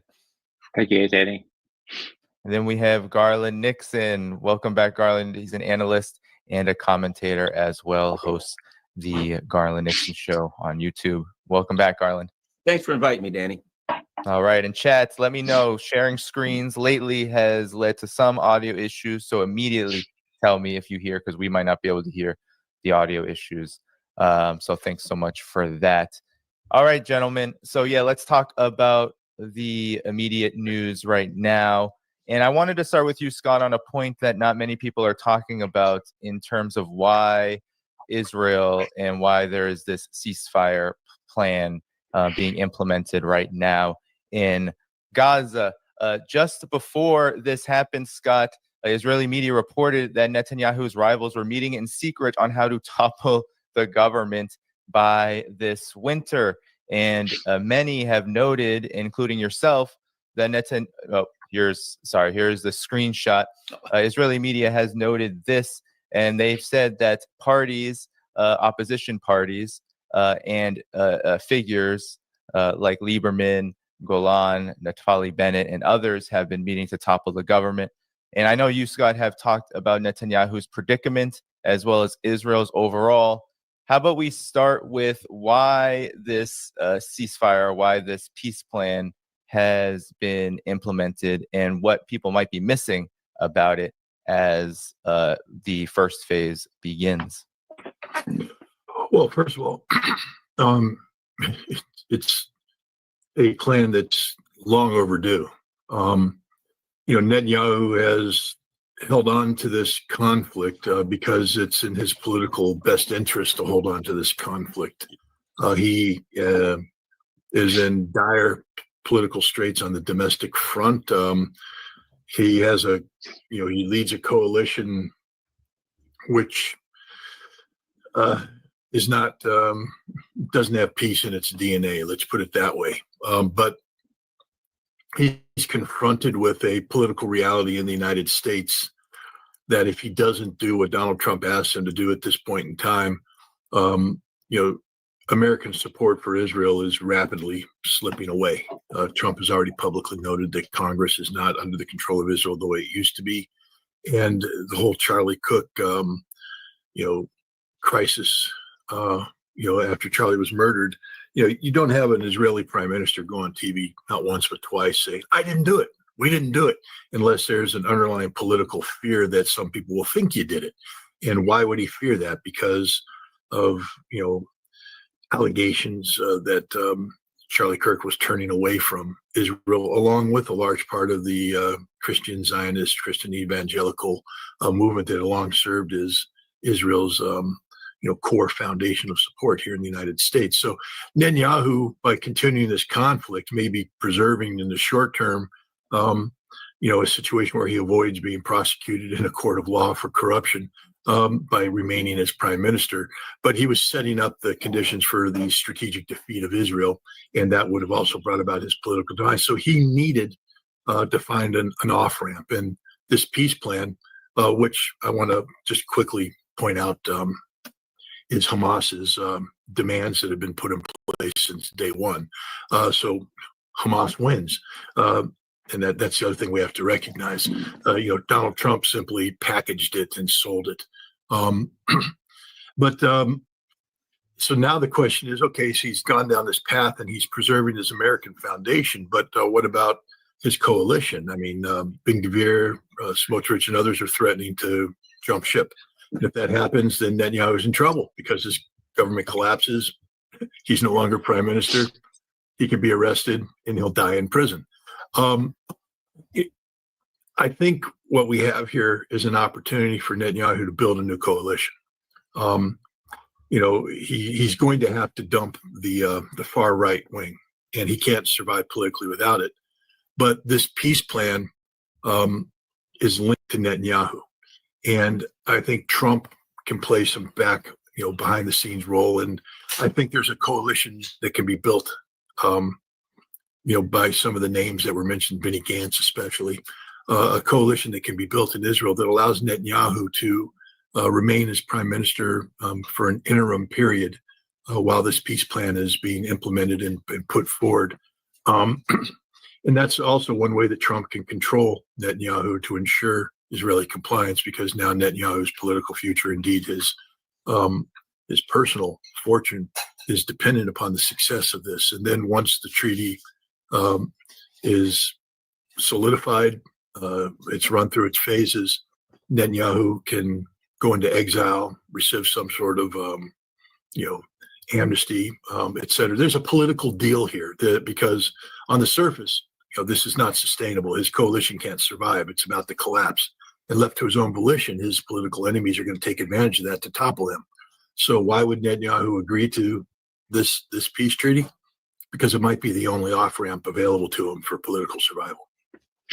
Scott, quickly before I go to the others, you mentioned that this is Hamas's peace plan. Talk about some of those points, those demands that you said were things that Hamas has wanted, because there has been some concern on social media and other places, some even saying this is surrender. I definitely don't believe that, given how Hamas, I think, was saying that they were fighting up until the very last minute here. But what are these points that you'd like to just illuminate for the audience? Well, the big thing is the end of the Israeli occupation. Look, let's just be very clear here. There's 1,200 Palestinians in Israeli prison today. One of the Hamas objectives was always get the release of these people, to include Barghouti, who's going to be released. Barghouti's been in prison for 20 years now? What's he going to see when he comes out? Because somebody asked me that question. What's he going to see? Ruined Gaza. I said, no, he's going to see Palestine. Barghouti's going to leave prison and set foot in Palestine. Hamas won. Hamas did what nobody else could do. Hamas brought Israel to a standstill. Israel had to accept this deal, and Palestine is being born because of it. And Barghouti's going to step on the soil of free and independent Palestine. That's a Hamas victory. Hamas also is, those are the big ones. No occupation, a Palestinian homeland, freedom to the people out. Hamas is a resistance movement. And this is where all the anti-Hamas people can just go pound sand. It's a resistance movement. It's not a terrorist organization, a resistance movement. And when you are no longer occupied, when you've achieved your goal, you don't need a resistance movement. You need a government. And if it was a surrender, there would be no role for Hamas in a future government. But notice the compromise, not that Hamas made, but that Trump made at the very end. Hamas isn't going away. Hamas will be part of this government. Oh, no. This is a Hamas victory. Now, we still need the peace plan to actually be implemented, and Israel's fully capable of screwing this up. There's a million things that can go wrong, and everything else has to go right. But the notion that this is Hamas surrender, you don't know anything about anything if you believe Hamas surrendered on this one. It's Israel that's made all of the compromise. This is Netanyahu's government. There will never be a Palestinian state. Oh, yeah? Well, guess what? There is now. Hamas will be destroyed. Not really. You couldn't do it. On and on. We can just go back and forth on this. The Palestinian people paid a horrible price, an unbearable price. But their children and their grandchildren will not be children of the camps. The camps are over. Palestine is real. That's a victory. Garland, I want to get you in here. What's your thoughts about this developing situation? Please jump in. A couple of things. Number one, what did Algeria lose? 6, 7, 8, 9 million people. A horrendous. Look at the numbers here. Probably 500,000 or more. But we're looking at some unthinkable numbers. In hindsight and history, with terrible losses, etc., Algeria is an independent country, isn't it? And when you look at it, you'll say that terrible losses, they won, they fought for their freedom. Ask the Algerians if they would prefer that they had not fought and they're still under French rule. No, sadly, it's unfortunate. It's a reality. There are people that fight for their freedom and pay a terrible cost. I'll say this. What does the future look like for Israel? It will be a pariah nation. Who want to, certainly the governments in the West will push, big corporations to throw money in there. People won't want to buy stuff from Israel. Good luck, flying around the world with an Israeli passport and going to restaurants and people find out you're from Israel, you'll be a pariah. The future for Israel is not bright. It is dark. It is bleak. And the future for the Palestine is they paid a price. Provided, got a long ways to go, provided that we can, maintain this ceasefire and turn it into a permanent, cessation of hostilities. Nothing's guaranteed. And now, if it's bad enough for Israel, they want to pick a fight with Iran and get themselves pummeled by Iranian missiles again. So it's possible, they're doing this so they can go tangle with Iran. But the future looks very, very dark for Israel, and it looks bright for the people of Palestine, in my opinion. Yeah, and Ray, I definitely agree with Scott. Because of everything that's happened over the last several years leading up to this moment, there's certainly a bigger push now for a Palestinian state. And in fact, there could be a framework inside of this deal that could lead to that. But of course, many are suspicious about Israel. Israel is, of course, delaying things and are kind of behaving as they did at the first ceasefire plan at the beginning of the Trump administration. What do you see here as the important points to note as we move into this phase of what has been seemingly an endless war and genocide in Gaza and the region. Well, Danny, I too agree with Scott the way he outlined things, but I would emphasize his point that there's many a slip between cup and lip. I think the way he put it, where there are a million ways that Netanyahu can sabotage this, or other people can. And so here I am, fresh from watching a most remarkable cabinet meeting in Washington, where every one of those sycophants gave adulatory commendation to the king for having succeeded in this latest deal with Israel and Palestine. Now, I believe that Netanyahu gave this to Trump, okay? So Trump could have a really big wing. Now, I remember earlier this year, something similar like that. Yeah, something very similar happened.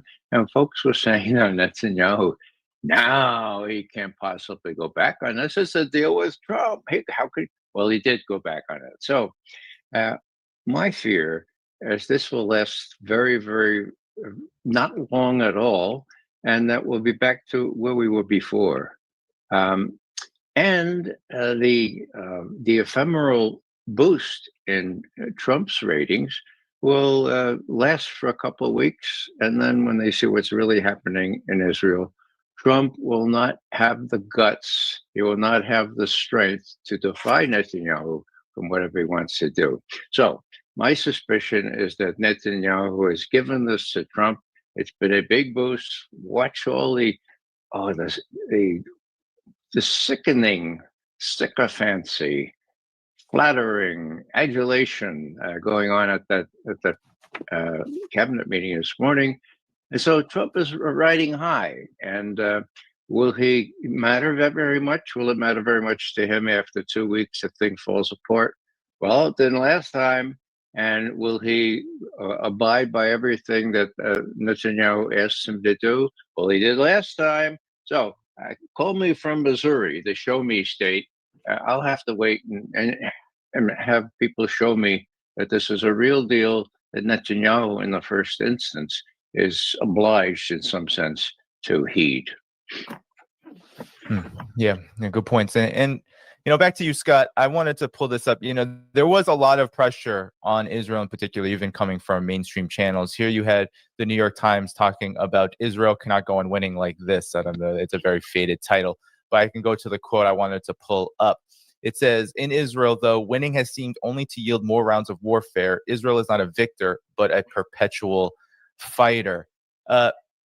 Talk about what might be meant by this, given all that's transpired. Of course, we could crystal ball what's going to happen in Gaza with a really high chance that things could turn out very badly from here on out after this peace deal. But there is this context of Israel's situation that I think many people miss, but the New York Times was reporting on. Actually, here's the quote. I keep forgetting to pull it up. In Israel, though, winning has seemed to only yield more rounds of warfare. Israel's not a victor, but a perpetual fighter. Your assessment? Well, I mean, that's an accurate statement, except they're not winning. I mean, you're right. There are some victories. I mean, getting Hezbollah to sue for a ceasefire was a victory, but it didn't solve the issue of Hezbollah. Helping create the conditions for the downfall of Assad, victory, but it hasn't solved the issue there. Hamas, not even close to being a victory. Iran, 12 days of war, made for some good headlines, but the issue isn't solved. Netanyahu said the other day that Israel is more isolated today than it has ever been. And to put that statement in perspective, let's walk back to September 2023, before October 7th. I think it was the 12th. My brain might be off by a day or two or a week. But Joe Biden was in India for the G20 meeting, and he stepped forward and said, I am announcing the India, Middle East, European Economic Corridor. And this is going to be a grand and glorious thing. It's going to unite Europe with India through the Middle East, and it's going to bring Israel and Jordan and Saudi Arabia, United Arab Emirates, everybody together, one big happy family. And it's going to be wonderful. And Netanyahu came out this day and literally said, this is the greatest day in modern Israeli history. Why? Because this was what made Israel viable. If this economic corridor went through, it created the potential for Israel to become, the financial and technological and economic hub of a rejuvenated, revitalized Middle East. And this would give Israel the economic independence it needed to be its own player, to live in peace and harmony. And Netanyahu was all over that. Well, that's dead. Isn't going to happen. Finished. Israel today is isolated. Netanyahu said so. He said, we'll have to learn how to be self-sufficient. But what a joke. Israel can't be self-sufficient. Israel is 100% relied upon the U.S. taxpayer and the largesse of the United States government, which means that Netanyahu is a prisoner of the United States. And the United States is tired of these wars. I mean, we're going to create our own war in Venezuela, a separate issue altogether, but that's a Western Hemisphere war. We're trying to walk away, de-link ourselves from Ukraine, from the Middle East, from Iran, from Taiwan. And Israel's a problem for us because all Israel does is just get embroiled in more and more conflict. But let's also take a look at what happened today. I guess it was yesterday, Vladimir Putin received a phone call from Benjamin Netanyahu, or maybe it was last week. I don't know. It was recently. They're just talking about it today. Ynet's reporting it. And Netanyahu, this is while Russia is just flowing in military equipment into Iran. And Netanyahu said, please pass to the Iranians. We don't want a war. We're not looking for a war. And this is against everything everybody's been talking about. I mean, the betting, the money, if you were betting was Israel's going to be attacking Iran, has to attack Iran. Even the Iranian president said in a session 2 weeks ago, he believes that Israel is going to attack. And now Netanyahu is saying, we're not going to attack. We're not. Now, is this subterfuge? No, I don't think so. I think we're dealing with a new reality where Israel has to adapt to the fact that by not winning decisively, it's just destroying. Israel is isolated. They don't have the ability to survive self-sufficiently. They need the United States. The United States isn't going to put up with these endless wars. And if you solve the Iranian problem, because Netanyahu told Putin we're ready for a solution, then you solve the Hezbollah problem. And then you can begin to solve the Israeli problem. And now you have Trump solving the Gaza problem. And maybe, while you can't recreate the Middle East, India, Middle East, European economic corridor, you can bring about a modicum of peace and stability that would allow Israel to try and figure out where it is. Because otherwise, if Israel is just basically the fly in the ointment when it comes to peace and stability, the United States is going to walk away from Israel. That's something that Benjamin Netanyahu fears more than anything else. Yeah. And Garland, your thoughts, your assessment, because a lot of people, I mean, I've seen some, especially the Zionist elements all across social media and the media, claiming this is a major win for Israel, that they've gotten everything they wanted. What's your assessment?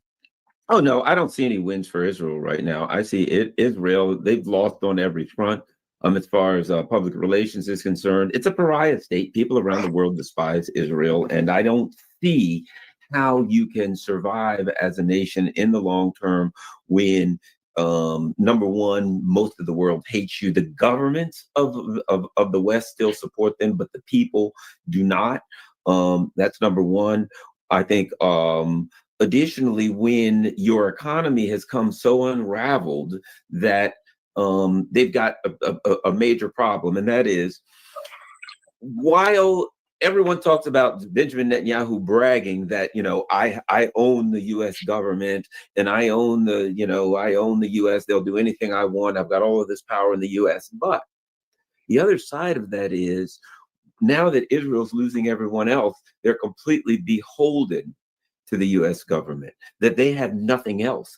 Israel is effectively a welfare state of the U.S. government. So if things ever kind of start to change and adjust, wherein the U.S. government, because of pressure from the American people, can't be as openly, controlled by Israel. Israel's in a world of trouble because they have nowhere else to turn. What a terrible place to be, where you say, yeah, I control the U.S., but I got nothing else. Because if the U.S. ever drops me, I'm done. I wouldn't want to be in that position. So I don't think Israel's in a good position. And I'm agreeing with Scott in that while there's all the appearance that Israel wants to go to war with Israel, with Iran, everybody believes it. That's like the common agreement. Sure, Israel wants to go with Iran. When you look at it, they had a 12 to 14 hour jump on Iran before they got the first punch in, and they still got their clocks cleaned in 12 days. Iran has gotten stronger now. Iran has more information on how to deal with Israel. If Iran can look at Israel and say, in 12 days, I pretty much ran them out of anti-aircraft missiles. If I fire that amount in 3 days, they'll be out in 3 days. So they're in no position to go toe-to. May they go toe-to-toe with Iran again? It would be a military debacle of historic proportions. And they may. I just don't see how they could possibly do it. Yeah, and Ray, definitely want your maybe final comments on this section, on the peace deal, on the situation that led, the context that led to this, and anything else. Well, thanks, Danny. Sure, Netanyahu is a pariah. He's sort of driven into a corner here. And for a guy with nuclear weapons, that's really dangerous. Now, one thing is simply his political position in Israel.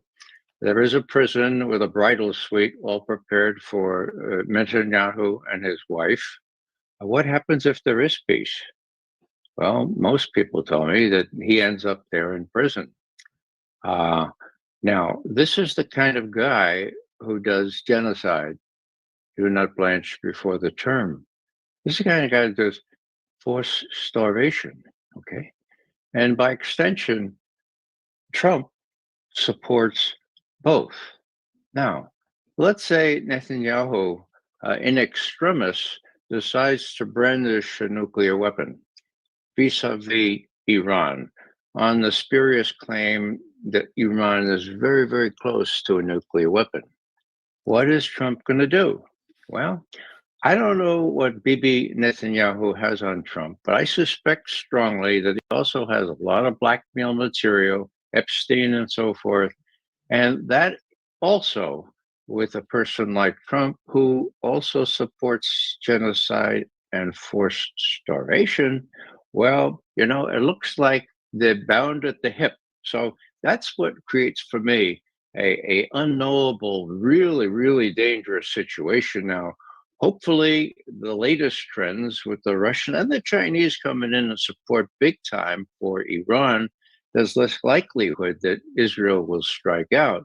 But if they strike out, well, you've got people like Kellogg and people like the chairman of the Joint Chiefs of Staff and others that reassure Trump, look, it'll be the same as last time. We can give the Iranians a really bad assassination survey or blow. And then what happens next? Well, as Garland has already said, last time around, the Israelis had to get Daddy Trump to bring them out of the impasse here, because they were going to almost get obliterated, pardon the word.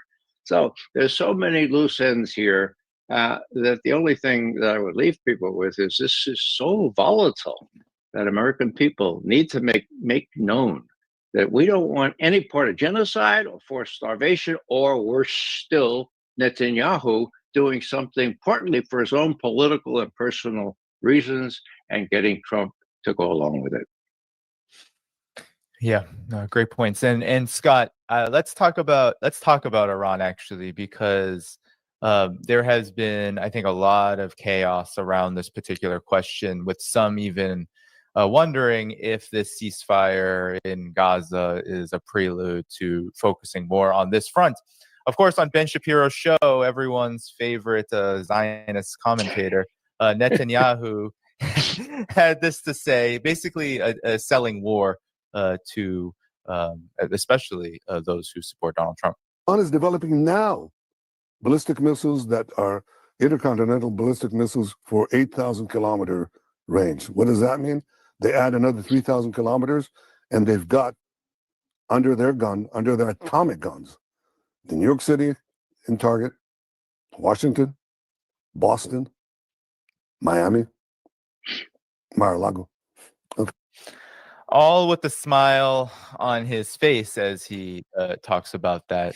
And then there's some recent news, though. So according to Israeli-backed Iran International, we have the Iranian VP saying that the UN Secretary General Antonio Guterres told him that since the 12-day war had ended, efforts to top the Islamic Republic have actually ended. And this would go to your point, Scott, about how there's a lot of worries about restarting this conflict on the part of both the U.S. and Israel. But, of course, you had Trump threatening to bomb Iran if it restarts its nuclear program. And all indications are that there is still enrichment going on for Iran, whether it meets those thresholds that justified the bombing the first time. Who I do not know. But, Scott, comment on this. What is the risk of war with Iran? What would be the consequences, especially now that Iran has also been redoubling its efforts to defend itself to a more effective degree? And maybe you can also talk about that. Oh, sorry, you're muted. Scott, you're muted. Yeah, sorry. I was keeping Maverick out of the commentary. Yes, Maverick had something to say about Ray, and I was like, no, not today, but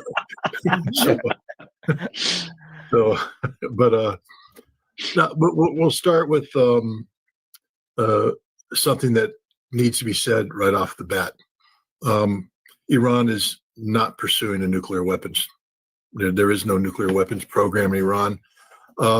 There was a lot of people in the lead up to the 12-day war who said that Iran should have a nuclear bomb, that this would prevent a military strike. And then once Israel engaged, they said, this is it. Iran has no choice but to build a nuclear weapon. And that's just, it's an attractive argument. I mean, because clearly ballistic missile-based deterrence didn't work, did it? But it did. But the Iranian president, again, in a session 2 weeks ago, made it as crystal clear that Iran doesn't want a nuclear bomb. Iran doesn't need a nuclear bomb. Iran doesn't desire a nuclear bomb. Iran is not pursuing a nuclear bomb. And this is policy. This isn't fatwa. Fatwa is different. Fatwa is the religious edict sent forth by the supreme leader that creates a religious obstacle to a bomb. But the thing about the fatwa is that one could say Iran wants a nuclear bomb, but they can't because of the fatwa. What I'm telling you right now is it doesn't matter if there's a fatwa or not. Iran doesn't want a nuclear bomb. Iran isn't pursuing a nuclear bomb. So let's take that off the table for all those people out there who say that Iran must have a nuclear bomb. Because guess what? Ballistic missile-based deterrence worked. Why do you think Netanyahu picked up the phone and begged Daddy to stop the war? Because Iran's ballistic missiles were knocking the snot out of Israel. And had the war continued, the missile shield would have collapsed further. Iran would have been out even better weapons, and that would have been the end of Israel. So Iran doesn't need this. Iran has identified the weaknesses in its system.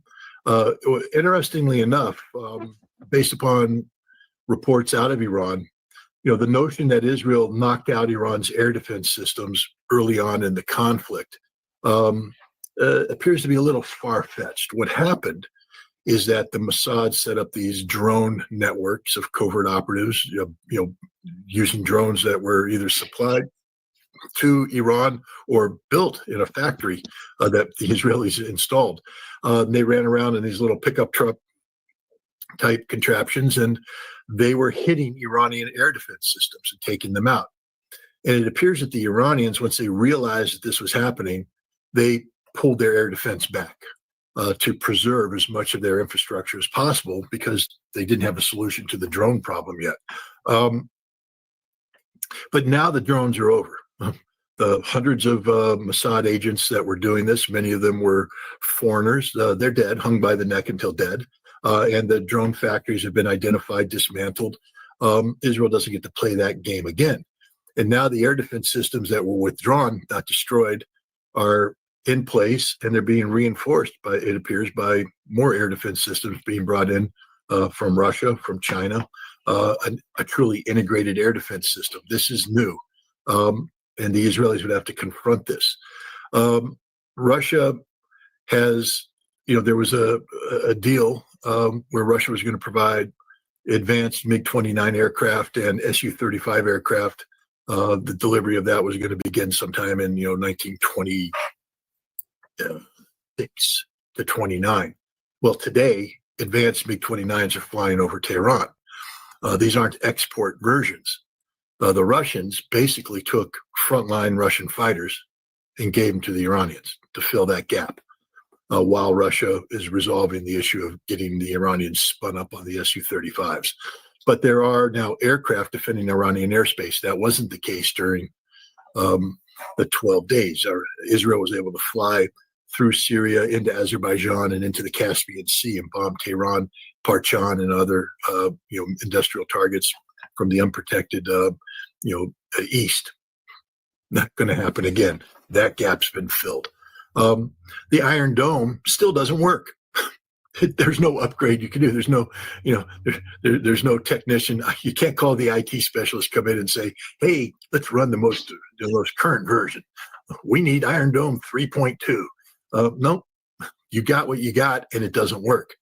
The Iranian missiles, by the way, do work, and there were many of their newest models that didn't get flown. And if there is a war, Iran's going to front load the strikes against Israel with these new models. And the damage that was being done in the end that caused Israel to pick up the phone and beg Daddy Trump to stop the war, that damage will be done up front. So let's make it clear. Israel can't hurt Iran the way they did at the beginning of the 12-day war, and Iran can pummel Israel from day one. The United States, if we stuck our noses in this, our bases would be hit by those same missiles, and the American air defense systems aren't anything like what we put over Israel. There is no Iron Dome for the American bases. They're sitting ducks. And so the United States isn't looking for a war. Israel's not looking for a war. Iran doesn't want a war.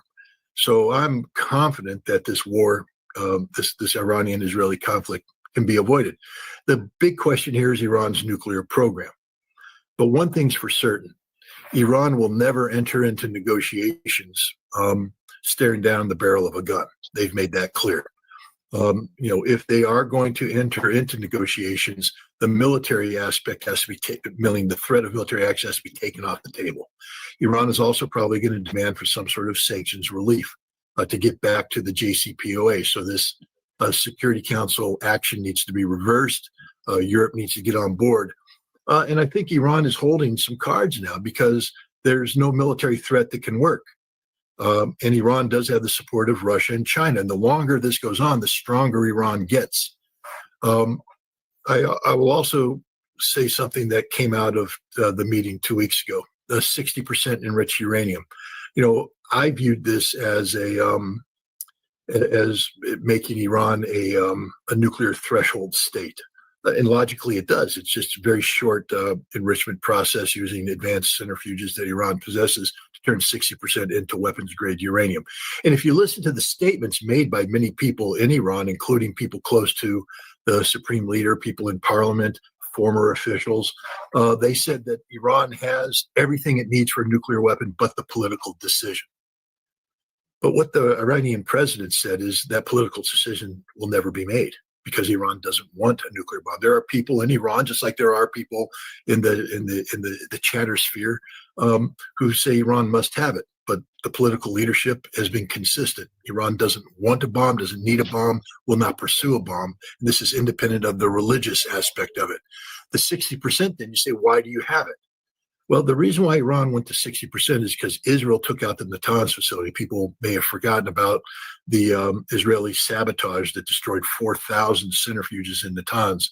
How does Iran respond to this? The way they responded to it was to step up the enrichment.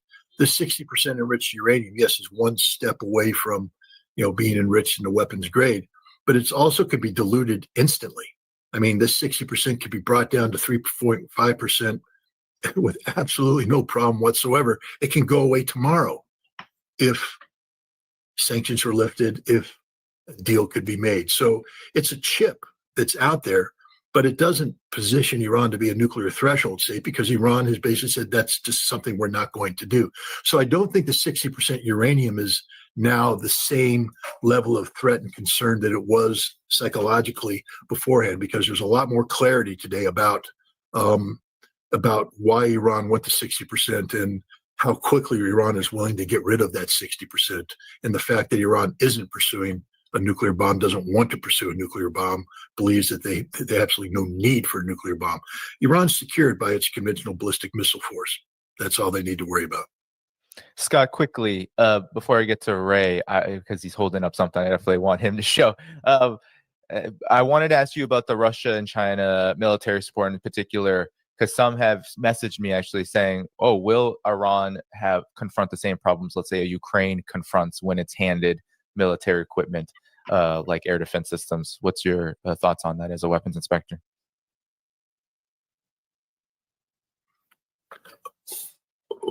So the implication that is that Russia is America?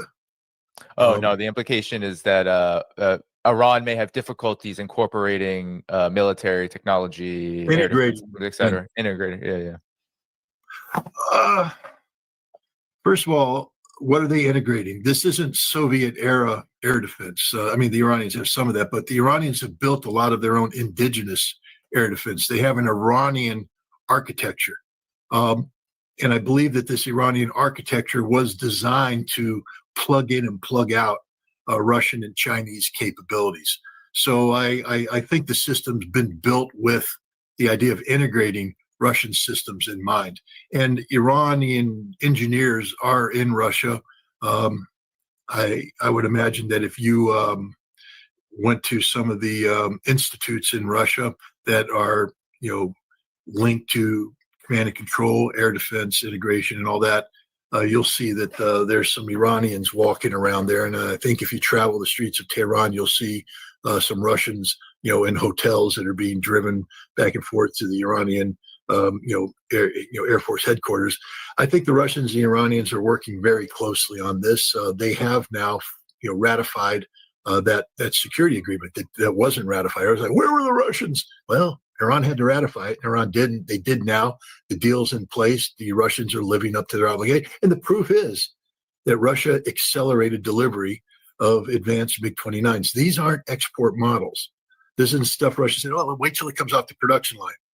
Iran said, we need them now, and Russia pulled off frontline fighters, Russian fighters, in service with the Russian Air Force, and transferred them to the Iranians. That shows you how serious Russia is about this. You guys don't want this smoke. Yes, and Ray, I want you to jump in. Your comments. How close is Iran to getting a nuclear weapon? Well, what people need to know if they can see this thing, if there's a crisis, it will be a manufactured crisis. My friend Gareth Porter wrote a book 16, 17 years ago, The Untold Story of the Iran Nuclear Scare. And you remember this picture of Netanyahu. You certainly remember that. Watch it carefully now. He's doing percentages of enrichment. Enrichment is not to be conflated with working on a nuclear weapon. Correct me if I'm wrong, Scott. So here's the deal. The intelligence community, under the influence of pro-Israeli people, in the 90s were asked how close can Iran be to a nuclear weapon. They said, about 5 years. And then 5 years later, they said, probably about 5 years. And next year, maybe 4 or 5 years. And finally, after the Iraq debacle, where intelligence was fixed, manufactured around the policy of attacking Iraq, somebody sensible said, let's get an honest estimate on how close Iran has gotten to a nuclear weapon. Now, long story short, and I've said this before, an estimate was done. It was under the supervision of the head of the previous head of the State Department Intelligence Agency, INR. Tom Finger was his name, and was honest. And it said Iran stopped working on a nuclear weapon at the end of 2003 and has not resumed work on it. And besides, that was a fatwa. Fatwa, sort of more serious than an encyclical or some other religious pronouncement that forbids it, okay?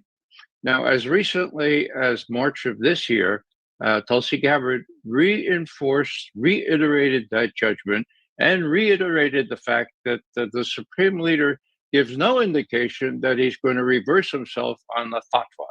Now, fatwas are hard to understand for us Westerners, but apparently the Iranians take it very seriously. If it's going to be reversed, the chances are it will have to be debated in their parliament and approved by the national. It will be openly proclaimed as being lifted.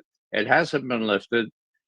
Bear in mind that during the long war of Iraq against Iran, during which we supported Iraq in all manner of ways, including intelligence, pinpoint intelligence, Iran, although it had chemical weapons, was enjoined against using them, and Iran didn't use them, no matter what these reports say that they may have. Okay, so these are important things. And what I'm saying here is that when Gareth Porter wrote this book, okay, he determined that Iran never had worked on a nuclear weapon. That was all made up stuff by the intelligence community. And he asked Tom Finger about this, and Tom said, well, at least we know that they stopped in 2003, okay? So it's a red herring.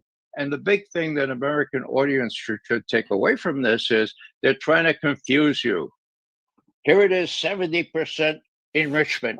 Now we have 80% or 60%. My God, how close they are. It doesn't matter. The enrichment is one thing, a nuclear weapon development is another. One caveat here, Ted Postal, a very well-respected scientist who worked for he was the right-hand man to the chief of naval operations back in the day. He says that the weapon can be constructed in an apartment house and it could be done very closely. I don't know if that's true or not, but that is the caveat I have to adduce now. As far the rest of the stuff, I would just emphasize is, yeah, they have enrichment, and Scott has well described the enrichment up to that degree has been a bargaining chip, really. Maybe not such a smart bargaining chip as Scott has indicated, but enrichment is not working on a nuclear weapon. And you could take to the bank what Scott said. They're not working on a nuclear weapon. That's big. So if there's a crisis, it's a manufactured crisis. Yeah, Garland, I definitely want your own assessment here. And I just want to add this, of course, the nuclear question the development question is a much different question. But the Ayatollah Khamenei has actually lifted all limits on missile range in their developments with what Scott was talking about, the ballistic missile deterrence. Your comments on all of this as the debates around a renewed round 2 of a U.S.-Israel war on Iran continues?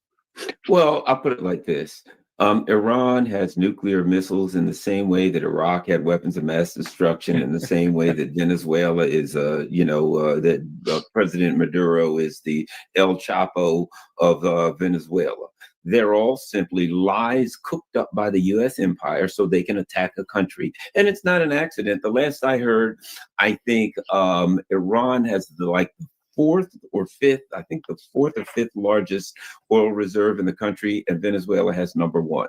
Those things are not, inconsequential to the decisions of the U.S. empire. Really, yes, we can and should discuss the issue of Iran's, the accusations against Iran regarding development of a nuclear weapon. But the truth is that the U.S. is just cooking up a lie. Israel, their proxy, whatever you want to look at, they're just both cooking up lies for the next war. In the same way that, there was an unprovoked invasion of Ukraine, China wants to take out Taiwan for no reason other than they just, I don't know, they hate the island or they just want more land, whatever the case may be. There's always a lie that's cooked up to invade, harass, and steal the resources of other countries.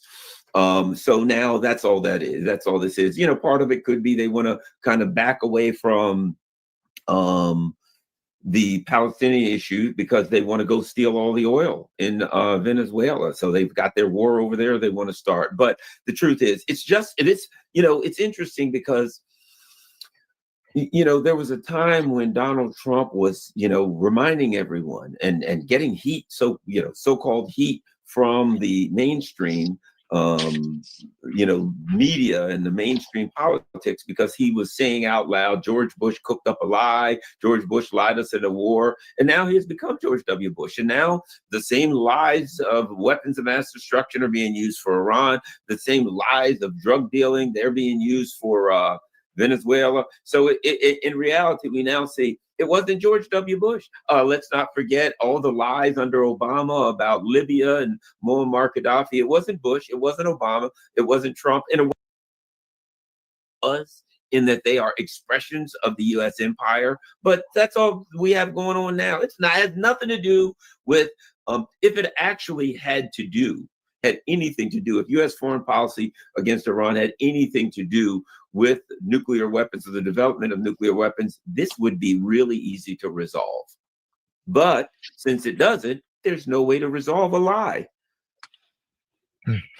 Yeah, Garland, I know you have some time constraints, so I definitely want your comments on this before I bring it to the other guests, our other esteemed guests. So Iran has actually announced that it's discovered major gas and oil deposits in the Pazan field. It says if 70% of recovery rate is applied to them, some 7 TCF of gas could eventually be extracted, roughly 17 to 18 years of output.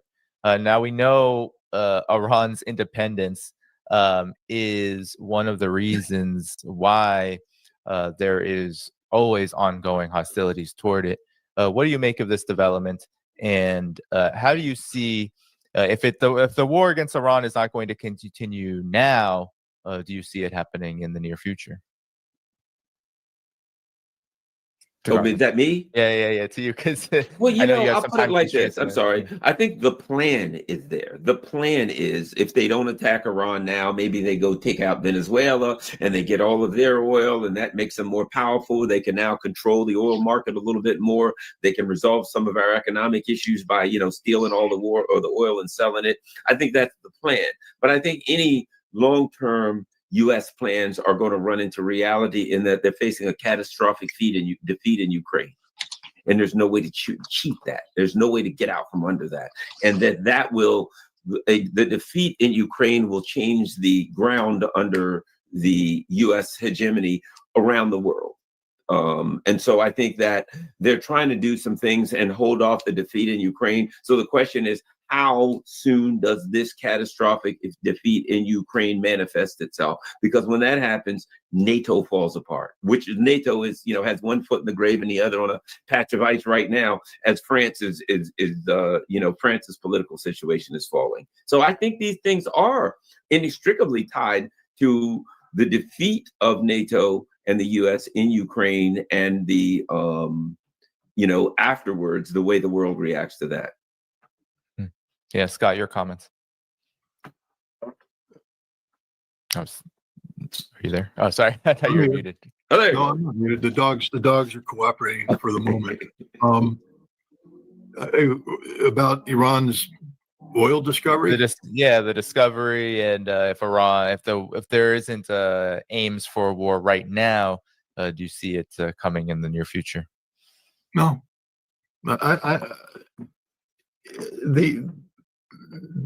No, this discovery of oil, discovery of gas is going to be ongoing.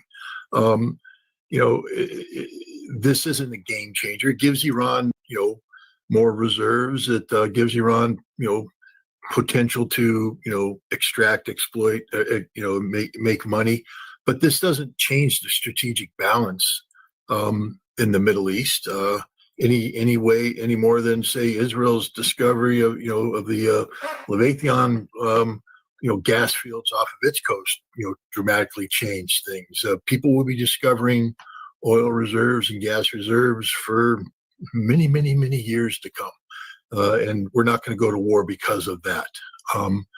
I think it's not so much about the energy, but the energy security.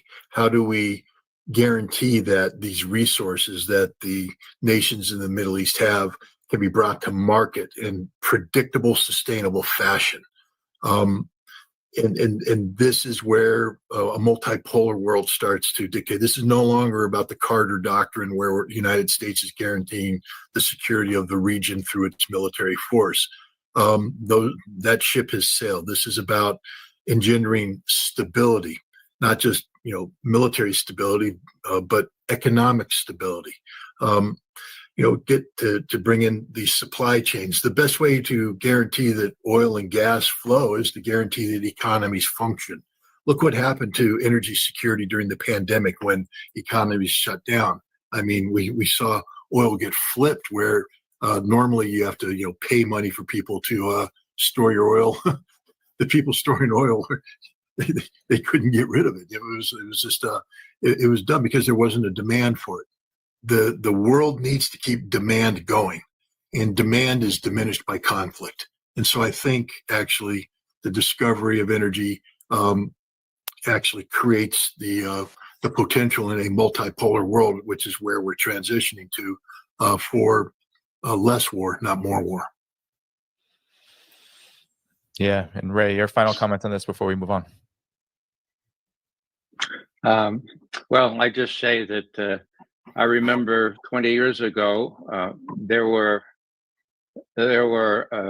Zionist folks in the White House and the Pentagon who were saying, Iraq, we'll do Iraq, but real men go to Tehran.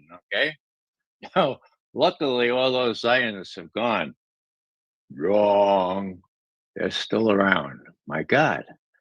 And Bibi Netanyahu still has great influence on our president. So I think everything Scott has said is reassuring and should be what sensible people take into account.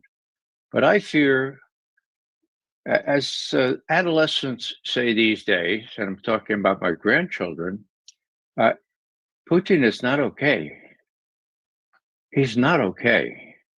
If you watch, as I did, watch the cabinet meeting this morning, he held forth for 40 minutes about just about anything, but it was written down. So he had somebody wrote this stuff down. It was gibberish, okay? And then he called on various people to say, oh, we adore you, we bless you, we think you're the greatest thing since minced meat or whatever, because you did this great thing on Iraq. So, great thing on Israel, Palestine.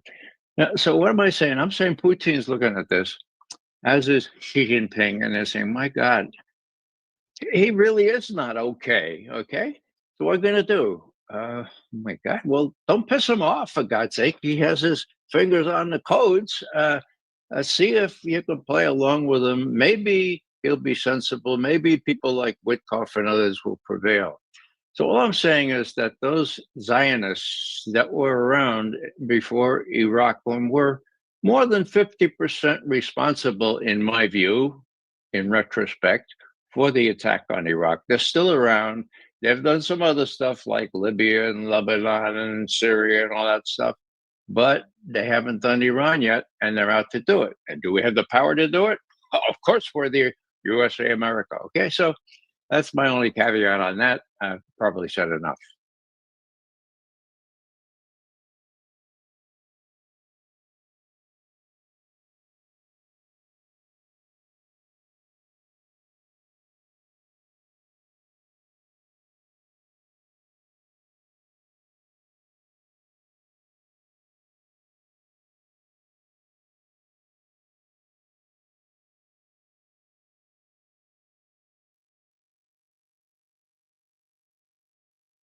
Point. But while there was a lot of efforts to have a benign posture towards the United States. There was also some warnings about sending the Tomahawks, which would be seen as an American attack on Russia. I was wondering how you see this development, because only now we also saw HIMARS being used to attack Belgorod, again, Russian territory, which also is an American weapon, which is assumed to rely on U.S. intelligence in order to pick the targets. Again, I'm not sure if I'm reading that correctly, but how do you see the developments with the Tomahawks? How serious is this? I think that since President Trump opened his mouth and made the comment that he would supply Tomahawks to the Ukrainians, there's been a reconsideration. President Trump, to be frank, is often reckless with speech. He says things that are not necessarily false, but certainly a little short on being true. He exaggerates and leads people to frightening conclusions. I think he's somebody who interacts with audiences, and if he and the audience seem to be getting along well, then the rhetoric becomes increasingly hyperbolic. Let's put it that way. I think somebody got to him. I understand that he had a call with President Putin at some point. That may well have had an impact. I don't know. But he clearly had somebody sit him down and explain, you're talking about a missile system with a range of 1,000 miles. It could be fired from aircraft, on the ground, from submarines, surface vessels. So this is a very flexible weapon system that can reach targets deep inside Russia.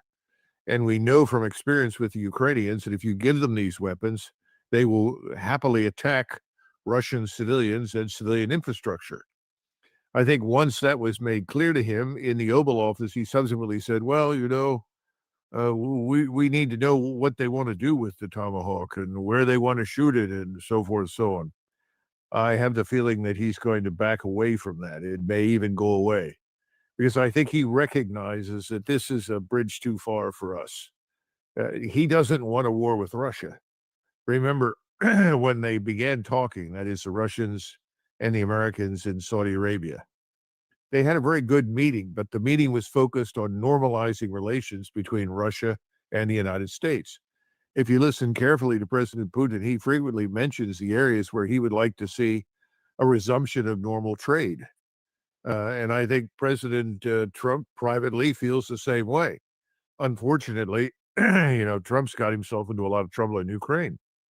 And not knowing what else to do, in frustration, he's become, or let us say, he's made the transformation to become the new Biden, and has begun repeating stupidities and falsehoods that were common with Biden about what is happening in Ukraine and what could happen. But in reality, and you always have to distinguish what's said from what actually happens. So we can't provide the billions of dollars worth of equipment in a timely manner that would make any difference to what's happening on the battlefield in Ukraine. I think he knows that.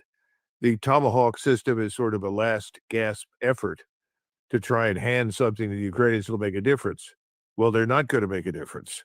They could widen the war. They could escalate the war, particularly on the Russian side, and could put us in a difficult position with Russia to the point where we could be dragged into a war we don't want to fight.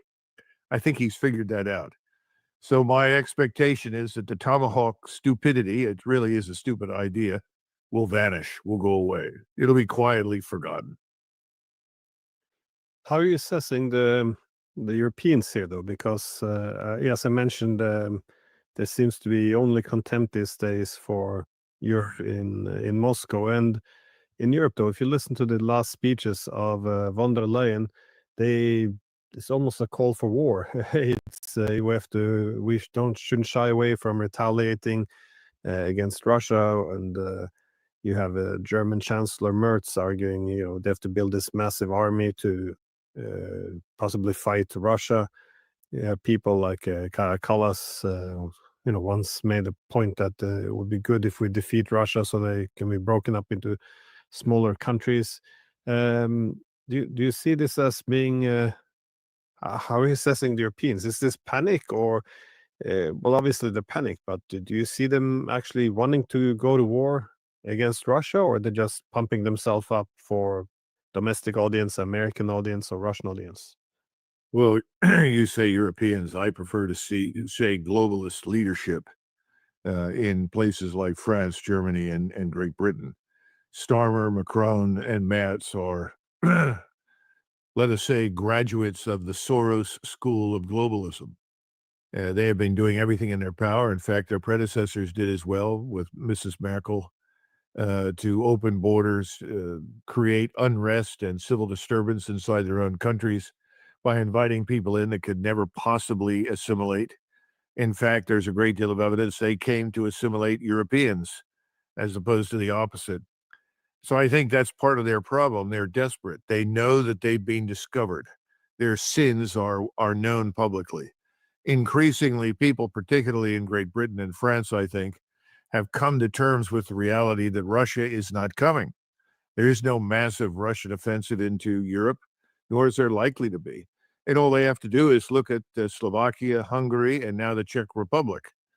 These areas are right in the path of the allegedly onrushing Russian military establishment, and they have categorically rejected this.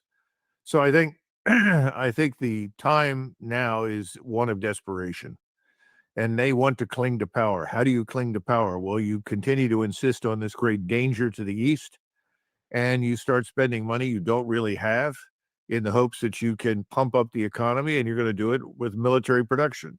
I don't think it's going to work. I don't see any future for it. The other thing is, Glenn, to build an effective force that can fight takes about 10 years. It took us 10 years after the Vietnam War to reconstitute our armed forces. And it was a very expensive proposition, but it took a lot of training and several generations of equipment and new generations of soldiers, sailors, airmen, and Marines. What are the Europeans going to do? How rapidly can they build something up? How rapidly can they train and field anything? That's why I think somebody said that Merz was talking about some sort of production level by 2030 with a force that could use the equipment. I think he's being very, very optimistic. I think it'll take much longer. So I think this is really all about clinging tenaciously to power. And, you know, the futility of this and the stupidity of it is really shocking. And I was reminded of something, I don't think I've ever mentioned him before, but it's somebody I always admired, and that is Axel Oxenstierna. Oxenstierna was, of course, the great High Chancellor in Sweden, did a wonderful job under Gustav Adolf, and then subsequently with his daughter Christina. And his son attended a meeting with the king, Gustav Adolf, and he wrote to his father about it. And he said, I can't believe it. He said, the king must be mad. His ministers are crazy. These people are going to get us into terrible wars we can't possibly win. None of this is affordable. Literally, you could have lifted it from today, from what we're seeing in Washington, or for that matter, in Paris, London, and Berlin. And Oxenstierna wrote back to his son, are you surprised that we are ruled by so little wisdom? And his point was, why are you surprised? The people that are at the top are not wise. They're not thoughtful. They're self-immersed, self-important, self-absorbed. And they're not thinking in terms of what is in the interests of their people. So I think that's essentially what the Europeans are finding out. As I said, the Germans are taking longer, as usual, to figure this out. But they're figuring it out. But when you assess a threat, you will look at the capabilities and then intentions. Now, I agree on the capabilities, though, that is that the Europeans don't have what it takes to fight Russia. There's a lot of ambitions about building up a military, the big drone wall. I'm not quite sure what that would actually entail in military sense. They have to flesh out this concept, I think. But in terms of intentions, first I thought, they're just beating their chest here, but on the other hand, they're talking now about intercepting Russian missiles and drones from the Polish territory into Western Ukraine, hoping that the Russians will agree to the new rules that they still can't be targeted. We saw France seize what they thought was a Russian ship, which, if it was, would have been an act of war. I mean, the crazy rhetoric does appear to translate to some extent into crazy policies, though. Do you? Well, I think we have to stand back from these discussions about a drone wall and understand that what they're really talking about effectively is a high-tech Maginot Line. We know how well that's worked out in the past. It's a huge waste of money. The second part is, what can you reasonably achieve with the laws of physics right now? And the problem that we have, as long as we cannot break the laws of fractal mathematics and change physics, and that's what you've got to do, until you can create force fields, directed energy force fields, you cannot possibly stop thousands of missiles, thousands of drones. In other words, the offensive strike against you will always overwhelm whatever defensive system you set up. So this high-tech Maginot Line is an illusion. That needs to be dropped. It's prohibitively expensive. But here's the other thing. There's no evidence that the Russians want desperately to overwhelm and destroy Europe. This is a different era from, let us say, the age of World War II, or if you go back further, the 30 Years' War. Everyone is very sensitive, I think, to scientific industrial development, to infrastructure, to productivity.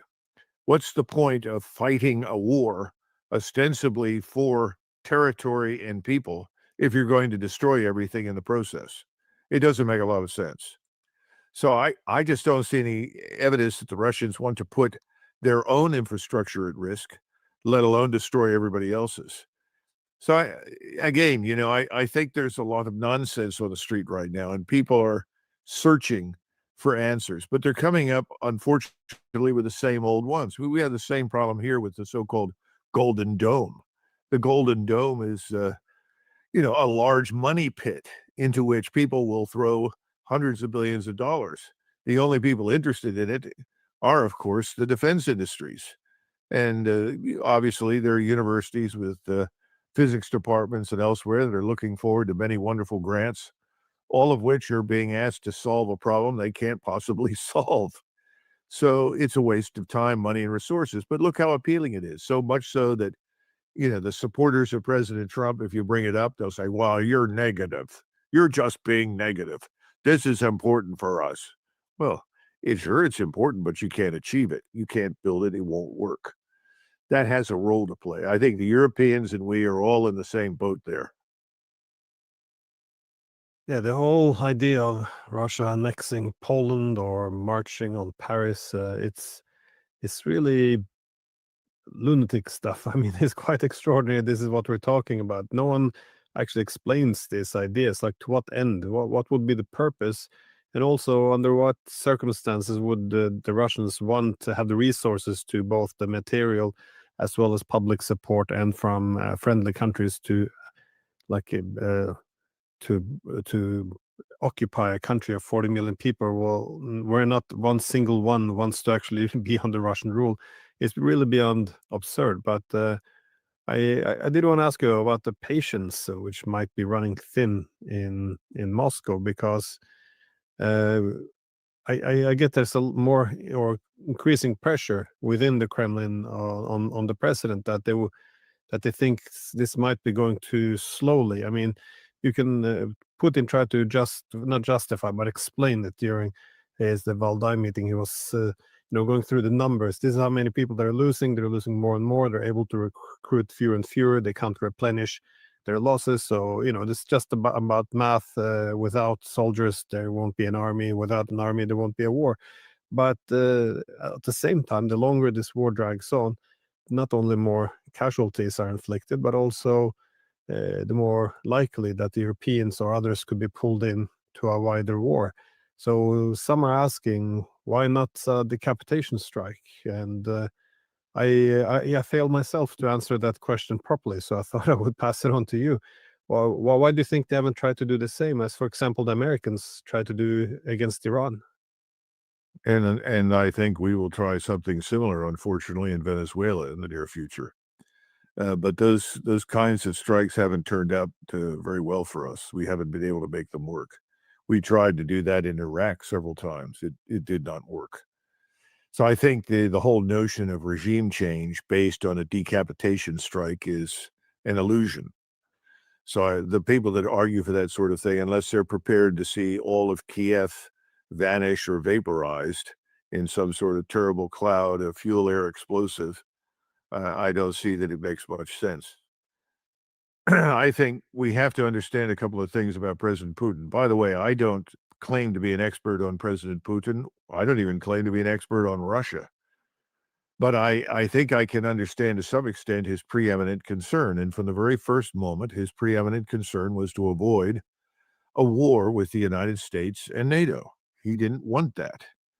He's always been able to see far beyond the present and understand there are long-term interests, strategic interests that Russia wants to protect. He doesn't want Russia to be destroyed in some pointless nuclear exchange any more than I think President Trump, however confused and sometimes grandiose he may be and how often he bloviates, I don't see any evidence that President Trump wants to risk a nuclear escalation and exchange either.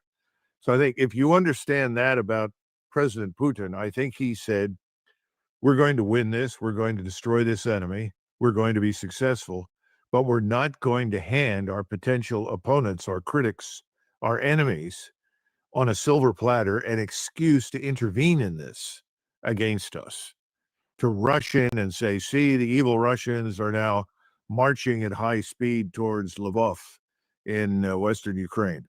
So he has avoided taking actions that would precipitate any kind of really dramatic response. In the meantime, to the credit of the Russians, they have managed to defeat the technologies of war that we have handed the Ukrainians. Now, you can blame some of that on the Ukrainians who may not know what they're doing, but looks an awful lot to me as though they've been taking orders and advice from the people at the top of NATO. That has turned out to be disastrous. And everything that we have encouraged them to do has failed miserably, and they have taken terrible losses as a result. So I think at this point, he's going to continue to try and exercise a certain amount of patience and restraint because of the reasons that we discussed earlier. I think he expects these governments to tumble in London, in Paris, and ultimately in Berlin. The question is who goes first, and it looks like Macron it might win the first prize for going under along with his government. That would be a game changer because here's an old expression. I think it was Metternich who said so. When Paris sneezes, Europe catches a cold. I think France is probably going to lead Europe in a new direction by removing Macron and the people running the show in France. And I think years of turmoil will ensue, and I'm sure the French army is going to have lots to do right there at home in France.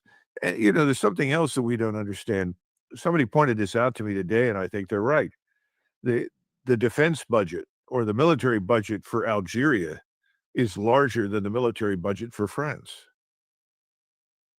So that's a rather striking comparison. We usually think of the French and the Algerians in this colonial relationship, but that's misleading. And I think that reflects a broader change around the world.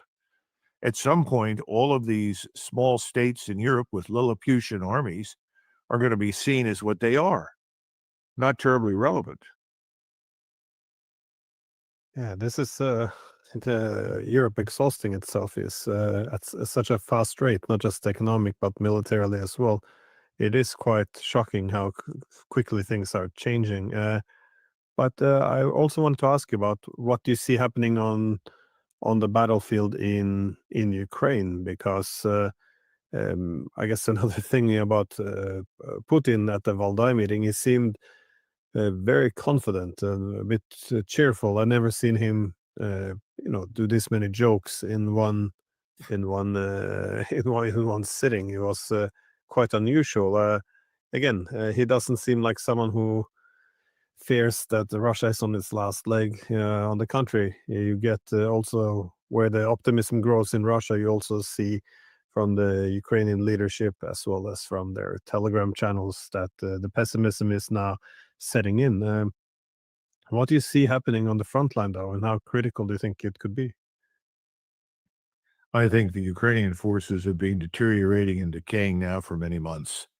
I'm sure they are hopelessly demoralized. Unofficial polling data, in other words, opinion polls that were collected on the ground in Ukraine, that is the part of Ukraine that's not in war and not actively being attacked, is all very negative on the war. Their view is it's time to throw in the towel on this. This is suicidal. We've got to live in the future. The future is not going to be the one that Zelensky talks about. And the question is, where do we end up? Some people are saying we're going to end up in some sort of relationship with Russia, and that's probably a good thing because it will prevent future wars. I mean, that's the kind of thing you're getting from Ukrainians. On the other hand, there are other people who are saying, well, we have to accept neutrality. It's a very small number of people who are clinging to this notion that Ukraine must be part of the NATO and the EU. I was a little surprised that President Putin responded to somebody who asked him whether or not Ukraine could join the European Union, and he indicated, well, I guess that's a possibility. I find that quite incredible. But it was interesting that he would say that. Perhaps that's another reflection of his optimism with regard to what's happening on the battlefield. But the losses are terrific. Anyone who stands their ground and wants to oppose the Russians is sort of quietly encircled and then systematically annihilated, for the most part, with long-range strike, at which point in time, as soon as the strikes are lifted, in come Russian forces, leading with both very highly skilled infantry infiltrators, lots of drones, and hugely powerful firepower. In other words, directed, accurate, devastating firepower in the direct mode. This war is for all intents and purposes at an end, except people are still being shoved in front of the Russians. Now, the other question is, why don't they just rush forward? Well, look at the map. Where they are now, the population speaks Russian, is culturally Russian. Most of them consider themselves to be Russian. I don't think there's much enthusiasm in Moscow for ruling over large numbers of Ukrainians who are fiercely Ukrainian in every sense of the word. They'd rather not do that. They just want them to be neutral and not a springboard for attack against Russia via NATO. That's all. So can that be resolved? Well, the problem is that the one man that could have delivered some measure of success is Donald Trump. And he decided that since there was no Nobel Prize in this for him, that he would abdicate his responsibility for the whole thing to the Europeans. Fine, we'll give you what you want. You do what you want. And he's turning his attention to the Middle East and now, I guess, Venezuela. Yeah, on that topic though, because I did also want to ask you about what is happening in the Middle East. That is, he has advanced this, well, we call it a peace proposal, but it's more or less accepted or will destroy you. It's called forgot the term, eternal peace agreement or something along those lines. Well, he likes the bombastic language. This is, but how? I'm not sure if he's overselling the eternal peace, but what do you make of this 20-point agreement? Not much. It reminds me of some of the agreements made between the old Polish-Lithuanian Commonwealth and the Russians. Treaties that, by the way, had similar titles. You know, the Treaty of Eternal Peace and Tranquility and Goodwill forever and ever and ever between, the Polish-Lithuanian Commonwealth and the Tsar of Russia and so forth. It's all nonsense. If you look at the 21 points, again, you have to distinguish between wishful thinking and action. What is Mr. Netanyahu doing, and what does he continue to do? He continues to attack and strike and bomb at will. I see no evidence that he's prepared to back off. Would he withdraw some forces from parts of the Gaza Strip? Perhaps. But he's absolutely not going to turn the Gaza Strip over to an Arab force of any kind. This is one of the reasons that I think the Egyptians are trying to find a way to drag us in. And I can't think of anything more wasteful and stupid than for us to become involved in that conflict. It's absolutely unrewarding for us. We simply end up being everybody's enemy and a target for everybody. That's, by the way, what happened to us in Lebanon in 1982. So I don't know what people are thinking. I think people are taking what President Trump says at face value. I just don't see any evidence that it has a snowball's chance in hell of happening. But if for some reason the Hamas would accept this, how is, well, what would this entail? Do they have to give up all their weapons? They have to give up their tunnels? They have to give up the hostages, and then hope that without any defense, Israel and its Western backers will show them some mercy? Or what are there any guarantees there for the Israelis? I know there's not to mention any state in there, but is it clear that Israelis will pull back from their territory? I mean, what actually is in there for the Palestinians? Not much, as far as I can tell. You're right. What they're expecting Hamas to do is to show up unarmed, line up in neatly organized rows, get down on their knees, beg forgiveness, and hope for the best. I don't see much evidence for that happening. And again, the Israelis continue to drop these leaflets everywhere, telling the population, leave or you will be killed. That's essentially what they're telling the people in Gaza, and I think that message is coming through increasingly on the West Bank. It was interesting to watch President Trump say, I would not allow the annexation of the West Bank. Well, whatever he says is irrelevant. It's going to happen. Most people think it's already happened. It's a de facto outcome. His backers, the people that elected him, that paid for his term in the White House and control Congress, want those things to happen. They're going to happen unless Israel is destroyed in a future war or conflict. And of course, that brings us to Iran. Could that happen against Iran? I don't know. But I think we're going to go through another round of war with Iran. There's no question about that.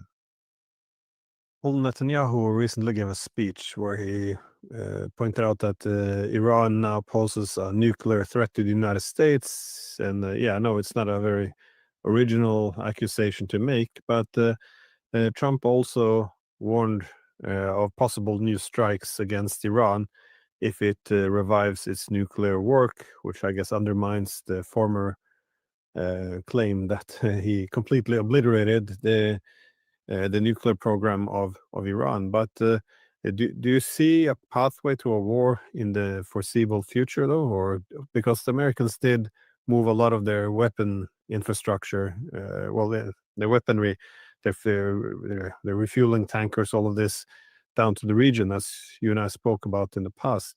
Do you see this? Do you see it sitting there, or do you see? I'm not sure what indicators we should look for if there is preparations for a war. Well, you've already pointed to the most important ones. The movement of people, ammunition in the form of missiles, rockets, fuel, and other things, refueling assets, jet aircraft, all of that is moved into the region, the Eastern Mediterranean, the Red Sea. So I fully expect something to happen in the near future. What's the trigger? I don't know. People say, well, it could be a false flag. I don't think it matters very much. I think Mr. Netanyahu knows that he has really a limited opportunity and time to strike and be successful. The whole greater Israel project is actually hanging in the balance. Things haven't gone very well in Gaza. The anticipated time in Gaza was less than 6 months. Here we are 2 years later. So he's got serious problems on his hands. His economy is destroyed, but it doesn't matter very much since we're pouring billions into Israel to keep the economy going. I think, though, he's worried about the turn of public opinion in the United States against Israel and support for Israel. And his fear is not today, but in the future. Therefore, you've got to act sooner rather than later to achieve your goals. So I think he's got to attack. I thought that he would have attacked by the end of September, certainly by the middle of October. We'll see. It could be pushed further into November. It all depends on the readiness indicators. When I say readiness, aircraft, personnel, people, ammunition, fuel, positioning, ships, everything. All of those things have to be taken into account. I don't have a detailed description of that. And if I did, I wouldn't give it to you anyway, because I'm an American and I still want Americans to come through this with as few as casualties and losses as possible, whether or not I support the policy. So more than that, I cannot say, but I think it's coming, and I think it's coming soon. But I guess the advantage the first time around was this surprise attack, because the Iranians thought they were in the middle of negotiations. They were told they were, making announcements that peace was around the corner. And of course, there's also other elements of surprise. For example, jamming of their air defense systems. How, in the absence of this element of surprise, what do you think could be in Israel's advantage to play this different this time around? Do they have more intelligence now on where the tunnels where the Iranians store their missiles? Are they going to use proxies? I mean, do we know anything how, given that it didn't end well last time, how will the Israelis play it differently this time? Well, again, you're asking important questions. I don't know the precise answers. I think they have no doubt kept Iran under persistent surveillance. And to the extent that they could introduce people from Azerbaijan or Syria or Iraq or somewhere else into Iran, or from Afghanistan for that matter, to find answers to these questions, I'm sure they've done it. Will that make any difference? I don't know. I know that the Russians have now weighed in pretty dramatically to assist with integrated air defenses. Most of that is technical expertise, but some of it also involves equipment and missiles. Iran is certainly stronger now, more cohesive as a society, more capable than it was the last time around. It's also interesting that we've seen articles in the Russian press and also in Azerbaijan and elsewhere that the so-called religious police in Iran will no longer stop women who fail to wear the proper headgear or veil themselves or anything else. In other words, the relaxations of the restrictions that are associated with that Islamist or Islamic revolution are beginning to vanish officially. They've already been dramatically reduced. The population simply rejected it. And I think they now see the wisdom of dumping most of that because it inhibits cooperation. It weakens national unity. So in that sense, I guess you could argue that the attacks on Iran have actually improved life inside Iran dramatically in a purely human sense for the men and women that live there. And they've certainly given everybody a reason to cooperate. I don't see any evidence that there's a willingness of the Azeri Turks, who are Shiites up in northwestern Iran, to revolt against Iran. Not at all. So the assumptions that were there before about the weakness of Iran and how the right decapitation strike would bring chaos, I think they've had to drop those. Now, what does that mean? Does it mean that after they've unleashed this war, if things don't go well, they'll turn to the use of a nuclear weapon? I don't know, but that's something I worry about. Worry a great deal that they will do that. And if that were to happen, that would be catastrophic for them and for the region. Yeah, it was the religious laws. They were already getting kind of relaxed. I wasn't sure how the war would affect it, but I was in Tehran with Max Blumenthal and Alistair Crook back in May for this conference, and that was one of the things that surprised me because, again, I haven't been following what's been happening since the revolution in '79, but I was surprised by what a significant portion of the women walk around without headscarves or, just walking around in jeans and t-shirt or anything, without anything on their heads. So it took me a bit by surprise because this was one of the reasons why we should support a strike on Iran, that they have to wear a head. I'm not sure how they put two and two together on this one, but it is interesting because usually once a country is under attack, this is when a government tightens its control over society. So I didn't know that had gone the other way. But well, depending on what kind of control you're talking about. If you can improve the lives of your citizens, you can give them personal freedom, the right to think and behave as they see fit, but at the same time, improve your security to prevent the Israelis from buying up traitors and using them against the country. That's a different thing. In other words, I think it depends on what you're trying to achieve. I think the leadership of Iran is trying to achieve modernization, and it is trying to demonstrate tolerance towards its own people and demonstrate to them conclusively it's in their interest to fight for Iran. And I think that's what the population has decided. And my last question though, was what you were referring to earlier, the Venezuela.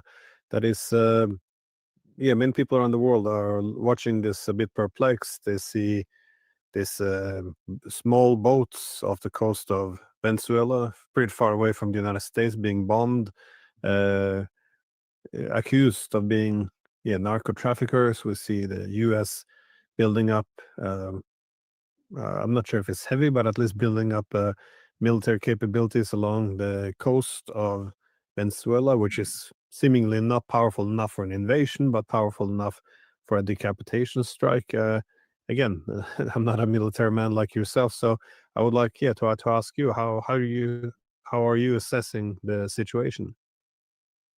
The president has suspended any further diplomatic relations with Venezuela, so that's a rather ominous action. It suggests that some form of action against Venezuela is imminent. There are people walking around Washington saying that they're interested in working with people in Washington to put together plans for the post-war Venezuelan society. That indicates to me that it's quite serious. Now, as I've said to people before, Venezuela is not a narco state. Our interests in Venezuela are largely resource-driven. We're interested in the largest reserves of oil in the world, gas. They also have emerald mines, which are very important for industrial purposes, as well as gold mines. I don't think the narcotics bit is very large. In fact, everybody tells me, who is an expert in the area, that the narcotics continue to come out of Colombia and then find their way north to us, and most of those go via the Pacific. The other thing is that if you're looking for a narco state, an organized crime state, it's Mexico. Mexico is, for all intents and purposes, by our standards in the West, a failed state. That's why it poses a great danger to us from Central America. That's why it was a criminal neglect, if you want to be kind, on the part of President Biden to open our borders. They opened the floodgates, and we have millions of people inside the country. We don't know much about them.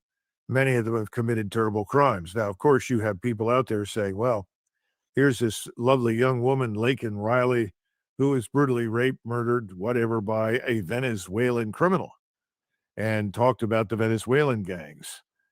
Well, the answer to saving Laken Riley's life was to keep the borders closed, to police them effectively, to control who comes into the United States, and to enforce the law inside our country.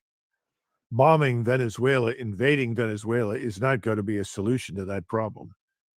But again, it's not popular to suggest that our problems are largely domestic. The drug problem resides here inside the United States. Attacking and destroying other countries isn't going to solve that. But that's not popular right now. There are a lot of people who think, well, yes, that's right. Now we need to focus on the Western Hemisphere. I'm agreed on that. I think we should be much more interested in what happens in our hemisphere. I'm just not interested in attacking everybody south of the border. Yeah, it was interesting, though, that some pressure seemed to have been alleviated against Venezuela when the Russians invaded the Ukraine and the sanctions were imposed on Russia.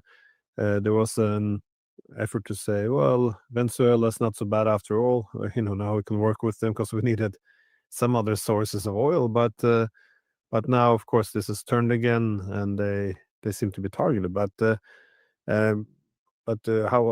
what would be the possible consequence here, though? Because you do see, if there's an attack on Venezuela, destabilizes, that would create further refugees flooding the American borders. It would, wouldn't this exacerbate the problem already? Well, I'm more concerned about what happens if we physically go in on the ground, which appears to be part of the plan. I think this probably assumes some sort of successful decapitation strike, and the ability of intelligence agencies like the CIA to foment internal unrest or revolt. I'm concerned that this would become a cause celeb for everybody in Latin America. You know, Venezuela has a 1,370-mile border with Colombia. It has a 1,379-mile border with Brazil. It has 1,700 miles of coastline. This is enormous. This is almost France and Germany together. And you have plenty of people in other states in South America, certainly large numbers of so-called paramilitaries in Brazil, or for that matter in Colombia, that could pour into Venezuela with the goal of helping them fight us. So I think it could turn into a terrible morass. It could become overnight, instantly, a failed state that then represents a permanent threat to us in North America. It'll be much worse than anything we could have imagined was there already. But then again, that's my private opinion, which again says, what do we achieve and what do we gain by going in there? And my answer is nothing on both counts. And again, back to the statement, control your borders, enforce the law, and deal with the illegal problem that we have in our drug problem at home. That's what we ought to be doing, not attacking and invading other people's countries. Yeah, Trump seems to have deviated significantly from this America First. He didn't mention invading Venezuela, at least in his campaign speeches. But he's transformed into Joe Biden. And how long has he been in office? And this tends to also reinforce the wisdom of Putin's statement some time ago.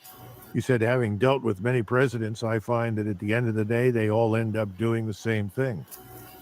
Or as somebody else put it, it doesn't matter who you vote for, you get someone like John McCain.